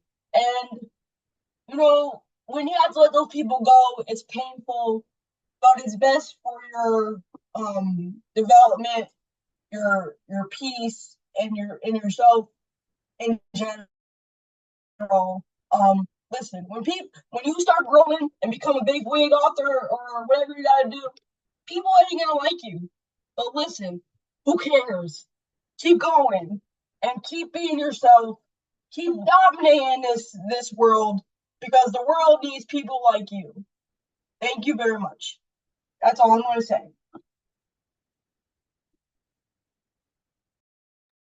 Thank you for that, Juliana. And I will ask the same question to Elizabeth Jackson. How can women build supportive communities and networks that enhance empowerment, elevation, and inspiration on both personal and professional levels? The floor is yours. Thank you. So women can build supportive communities and networks by not only sharing their stories, but also being there for each other, supporting one another positively and with grateful hearts. Everyone has a story that can empower, elevate, and inspire others. Talk about your challenges and how you've overcome them. Talk about what it took to accomplish those goals, including the difficulties. Our challenges are a part of our inspiration as well. I know that my story can be a true inspiration to many women in this world, especially young single mothers who feel as if they cannot make it. I know that for years, I was embarrassed to speak about having a daughter and at a young age. Yeah, I was embarrassed because I was so young and, you know, when you say, oh yeah, I had a daughter when I was 15, they look at you and they start to become judgmental. And so for years I was shameful, but I am so grateful that now I absolutely do not care what others think about me, my life, what I've encountered, because it made me into the beautiful, strong woman I am today, and I would not change anything for the world. So, in saying that, I want to tell everyone that, like, you can do it. Like, no matter who has told you that you can't. And trust me, I've had plenty of people say that I would not amount to anything. So never give up. Continue to work hard for yourself and those who rely on you the most and mean the world to you. I'm going to leave you all with my second favorite scripture, which is Proverbs 3, 5, and 6. Trust in the Lord with all your heart and lean not on your own understanding, but in all your ways submit to him and he will direct your paths. Amen.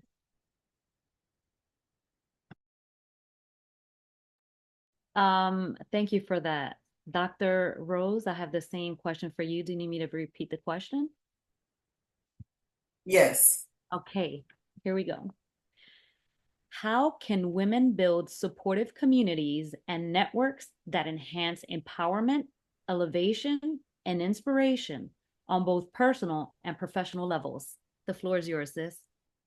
The first thing I believe is that we have to be comfortable with exploiting our vulnerabilities.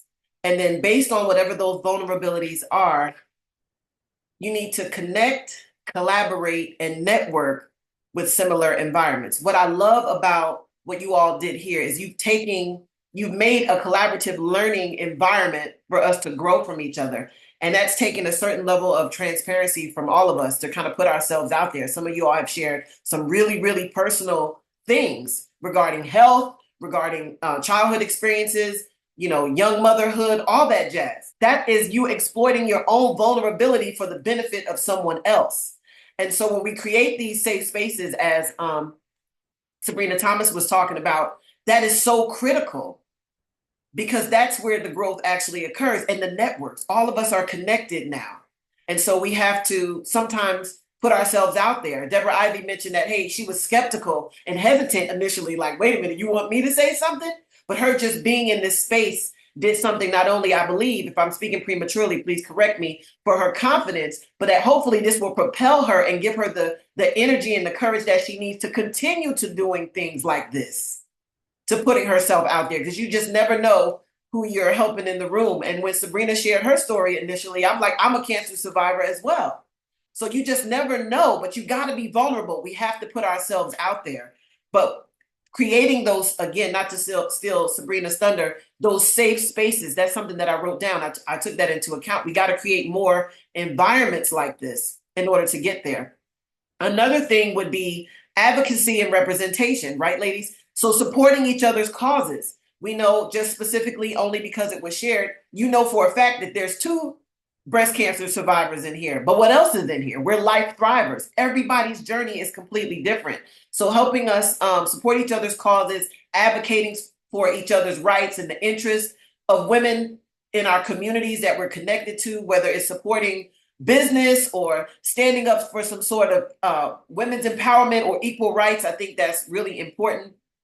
And then also just helping each other learn how to build, because not everybody knows where to start. So building a culture of reciprocity, being able to give and receive from the communities that we're a part of, offering those resources, as many of you all have said, and being open to receive support from others. Sometimes we let pride get in the way and we won't wave the flag. We could be drowning and we just don't want anybody to see us drown, because publicly we look like we're sailing, we're above the water. But we all have moments where we feel like, we're drowning. You guys know what ducks look like on top when they're gliding across the lake, but underneath, they're really paddling really fast. You just can't see it. So sometimes we all find ourselves in our personal lives and professionally like we're about to drown at any moment, but we let pride get in the way because we have this, I got to be a strong woman. I got to put up the strong face. You don't. The strength is in the vulnerability. That's where it is. And exposing yourself so that someone can help you. Because sometimes we go through things in life, ladies, not for ourselves, it's so that we can be a bridge to somebody else. Someone mentioned that their story isn't theirs. I believe it was Deborah Crowley. It's not yours anymore. Your life experience is for you to help somebody else cross. So, but we internalize it and take it as woe is me sometimes. So creating these safe spaces, and I thank you all for really putting this together. This has touched my life and my day in such an incredible way. I'm a little bit under the weather. So if I was speaking quickly or fast, I'm just sounding stuffy. I feel so empowered. And I'm just so grateful for you in creating this safe space for us to be vulnerable and to truly grow. And I thank you all who were strong enough to share your stories, because I truly am blessed to be in this environment today. Thank you. Thank you so much for that, Dr. Rose. Dr. Ivey, I have the same question for you. How can women build supportive communities and networks that enhance empowerment, elevation, and inspiration on both personal and professional levels? The floor is yours, sis. Okay, we all can win, and a lot of times it's not just about you, but you have to be willing to, hear like what other people have to say. You have to be supportive, join professional organizations that speak to you. host monthly meetings where you can share coffee or just to collaborate, encourage diversity, and don't be afraid to reach out to people that may not look like you because they have knowledge too. Promote each other, be supportive, be authentically you, lead by example, be an active listener, and be on the same page with no drama, no confusion, and look to build each other up. And lastly, link up with people that are doing some of the things that you want to do. So that's it for me. Thank you so much for that, Dr. Ivey. I'm so blessed that you said yes. The next question, well, actually, we have the same question for Elizabeth Clark.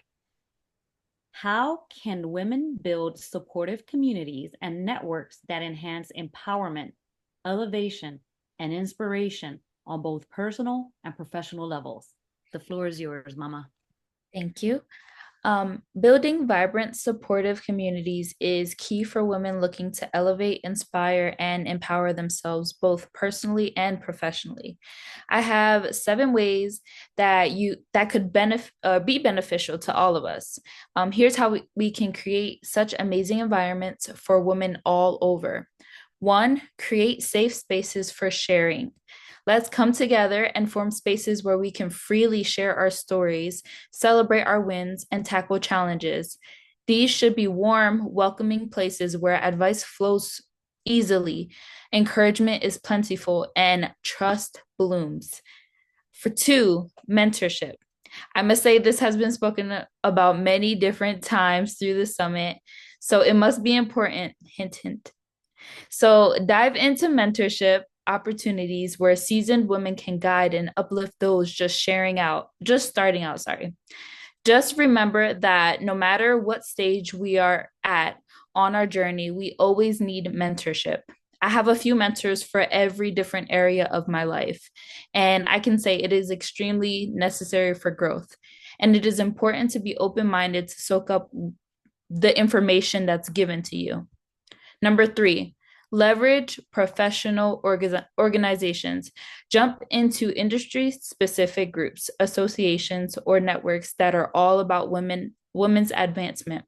These platforms are gold mines for resources, workshops, networks, events designed to help us shine. Number 4, facilitate networking opportunities. Organize or join fun events like conferences, seminars, casual meetups, like summits like this, where women connect, share ideas, and build professional relationships. Networking is a fantastic way to collaborate and spark new opportunities. Number 5, support each other's growth. Cheer on your fellow women, celebrate their achievements, and offer constructive feedback. Positive reinforcement and recognition can boost confidence and fuel both personal and professional growth. Also, remember that when we think we know it all, we block the space for more growth. We cannot grow if we think we know it all. Be open to others' support and others' feedback. Number 6, engage in skill building workshops. Get involved in or host workshops that focus on skill development and leadership. These sessions are perfect for honing abilities and meeting other ambitious women. And the last one, number 7, many people have said that or spoke on this, but collaboration over competition. So many have said this already, but let's build a culture where we work together and support one another. Let's be the empowering women who inspire the younger women of this world. They need to see how women should love, encourage, and uplift one another. Let's be that example for them. When women collaborate rather than compete, we can achieve amazing things and drive meaningful change. Lastly, by embracing these strategies, we can create dynamic, supportive communities that spark empowerment, open doors, and inspire endless growth. Thank you. Thank you so much for that, Elizabeth. We have the last panelist answering the group question. So Dr. Rucker, how can women build supportive communities and networks that enhance empowerment, elevation, and inspiration on both personal and professional levels? The floor is yours, sis.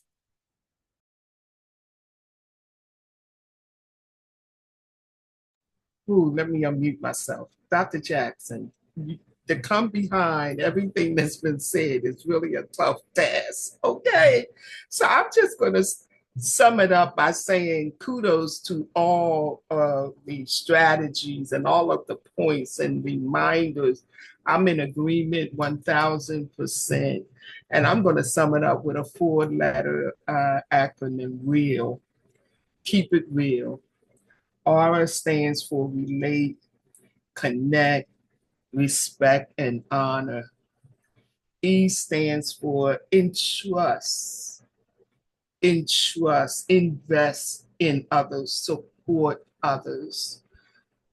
A, allow for your personal growth, your personal development. Allow yourself to step out of your comfort zone, deal with the fear, remove the triggers and the trauma through therapy, through, resources and mentorship.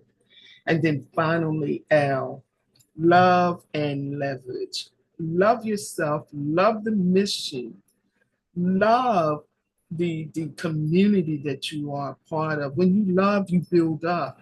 When you love, you support. When you love, you inspire, you encourage. There's no room for hate. There's no room for competition. We all are better together.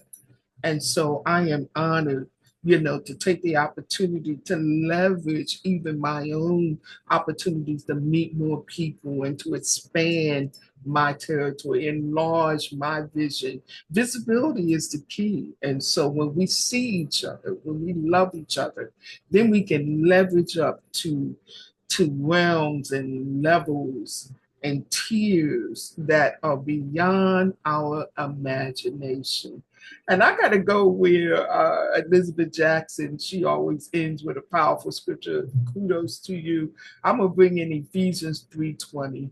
That God is able to do abundantly and exceedingly above anything that we can ask, anything that we can dream, anything we can create, anything that we can imagine, as long as we do it together. Thank you again for the opportunity. God bless you all. Thank you so much for that. I did post a question in the chat, and I wanted to ask the audience if you have any words of encouragement. You're more than welcome to share via the chat, or you are more than welcome to unmute yourselves. But I will also have a question for you that I wrote in the chat. If you want to unmute yourself and answer, you're more than welcome to do so. So this question is for the audience. What advice would you offer to empower and inspire women in their professional and personal journeys? I'll leave that with you, and I'm going to the chat to read one of the responses that we received, and this one's from Ms. Camacho. Thank you for being here. Nothing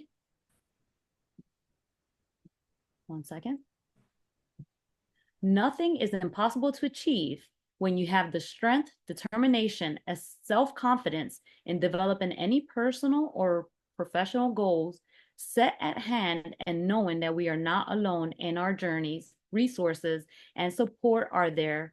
It's just a matter of taking that leap of faith. Collaboration over competition, like we mentioned before. Do we have anyone in the audience that want to get unmuted, or are we good to start our closing statements? Okay, we got another one. Dr. Latasha, would you like to read this one? You can read it. I don't have it pulled up. You can go ahead and read it. All right. B. So this is from Saldra. I hope I said that right. And if I jacked it up, I'm so sorry. Be authentic. Nothing makes you feel more like a phony than actually being a phony. Come on now. We were all made uniquely and perfectly different. I don't have the combination of skills that you have, and you don't have mine, but together we can be a dynamic powerhouse. I know there are people that we desire to emulate, and that is admirable, but you can't be them. Hone those talents and skills within you. Sorry, I lost my spot. And add them to the phenomenal foundation of you. No one is better at being you than you. So be apologetically you. Once you ditch the fear, it is the easiest thing to do. Beautiful. Beautiful. Thank you. I think we're good with the messages on the chat, Dr. Latasha. All right. Well, I'm going to just go into the closing. Again, thank you all for today, for this morning. This vision, I had a vision. Murda assisted me with this vision, and it exceeded my expectations. But that's how we know that this is of God's doing, not my doing. So again, thank you all for sharing the information and knowledge today. I hope everyone walked away. I know I walked away with a lot. That was the goal, is to gain some type of knowledge. So thank you all. So as we draw close to the Virtual Women's Summit 2024, I want to take a moment to reflect on the incredible journey we've shared today. Your presence, engagement, and contributions have made this summit a truly wonderful experience. A heartfelt thank you to all of the exceptional speakers. Your insights, stories, expertise have illuminated the path forward, showcasing the power of perseverance, collaboration, and support. Each of you have shared a piece of your journey, a lot very personal, and in doing so, you've empowered us all to reach higher and aim further. To everyone in attendance, I extend my deepest gratitude. Your participation today underscores a collective commitment to the value we hold dear, which is empowerment, elevation, and inspiration. It is through your willingness to engage and to learn and to support one another that we continue to build a stronger, more inclusive community. As we move forward, let us carry with us the spirit of the summit. Let us take the knowledge we've gained and the inspiration we've received and channel it into action. We have the opportunity and the responsibility to continue empowering other women to elevate their voices and to create spaces like this where they too can thrive. Remember, we have a generation of young girls and women that are looking to us for guidance. They are watching, they are learning, and they are waiting for us to lead by example.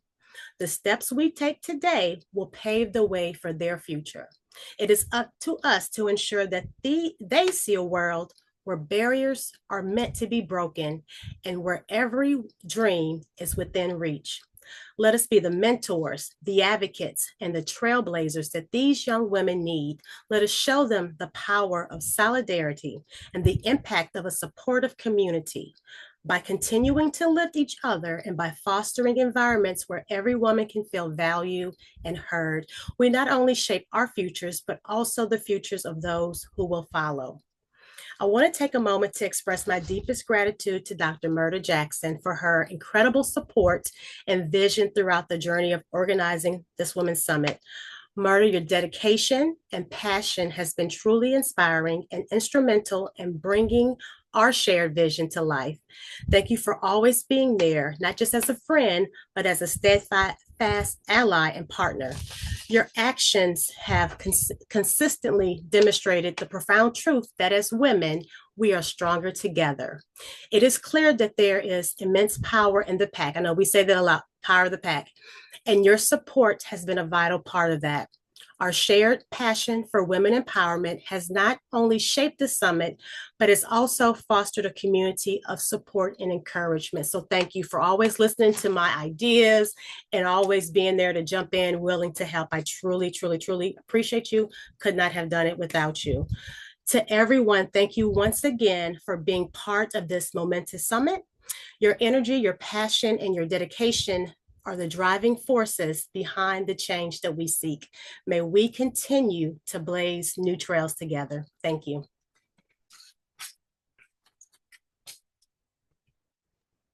Dr. Jackson, will you close us out, please? Oh, perfect. Thank you. That was honored to be here, honored to be your inspire, your empower, your elevator, because that's what you are for me too. Thank you.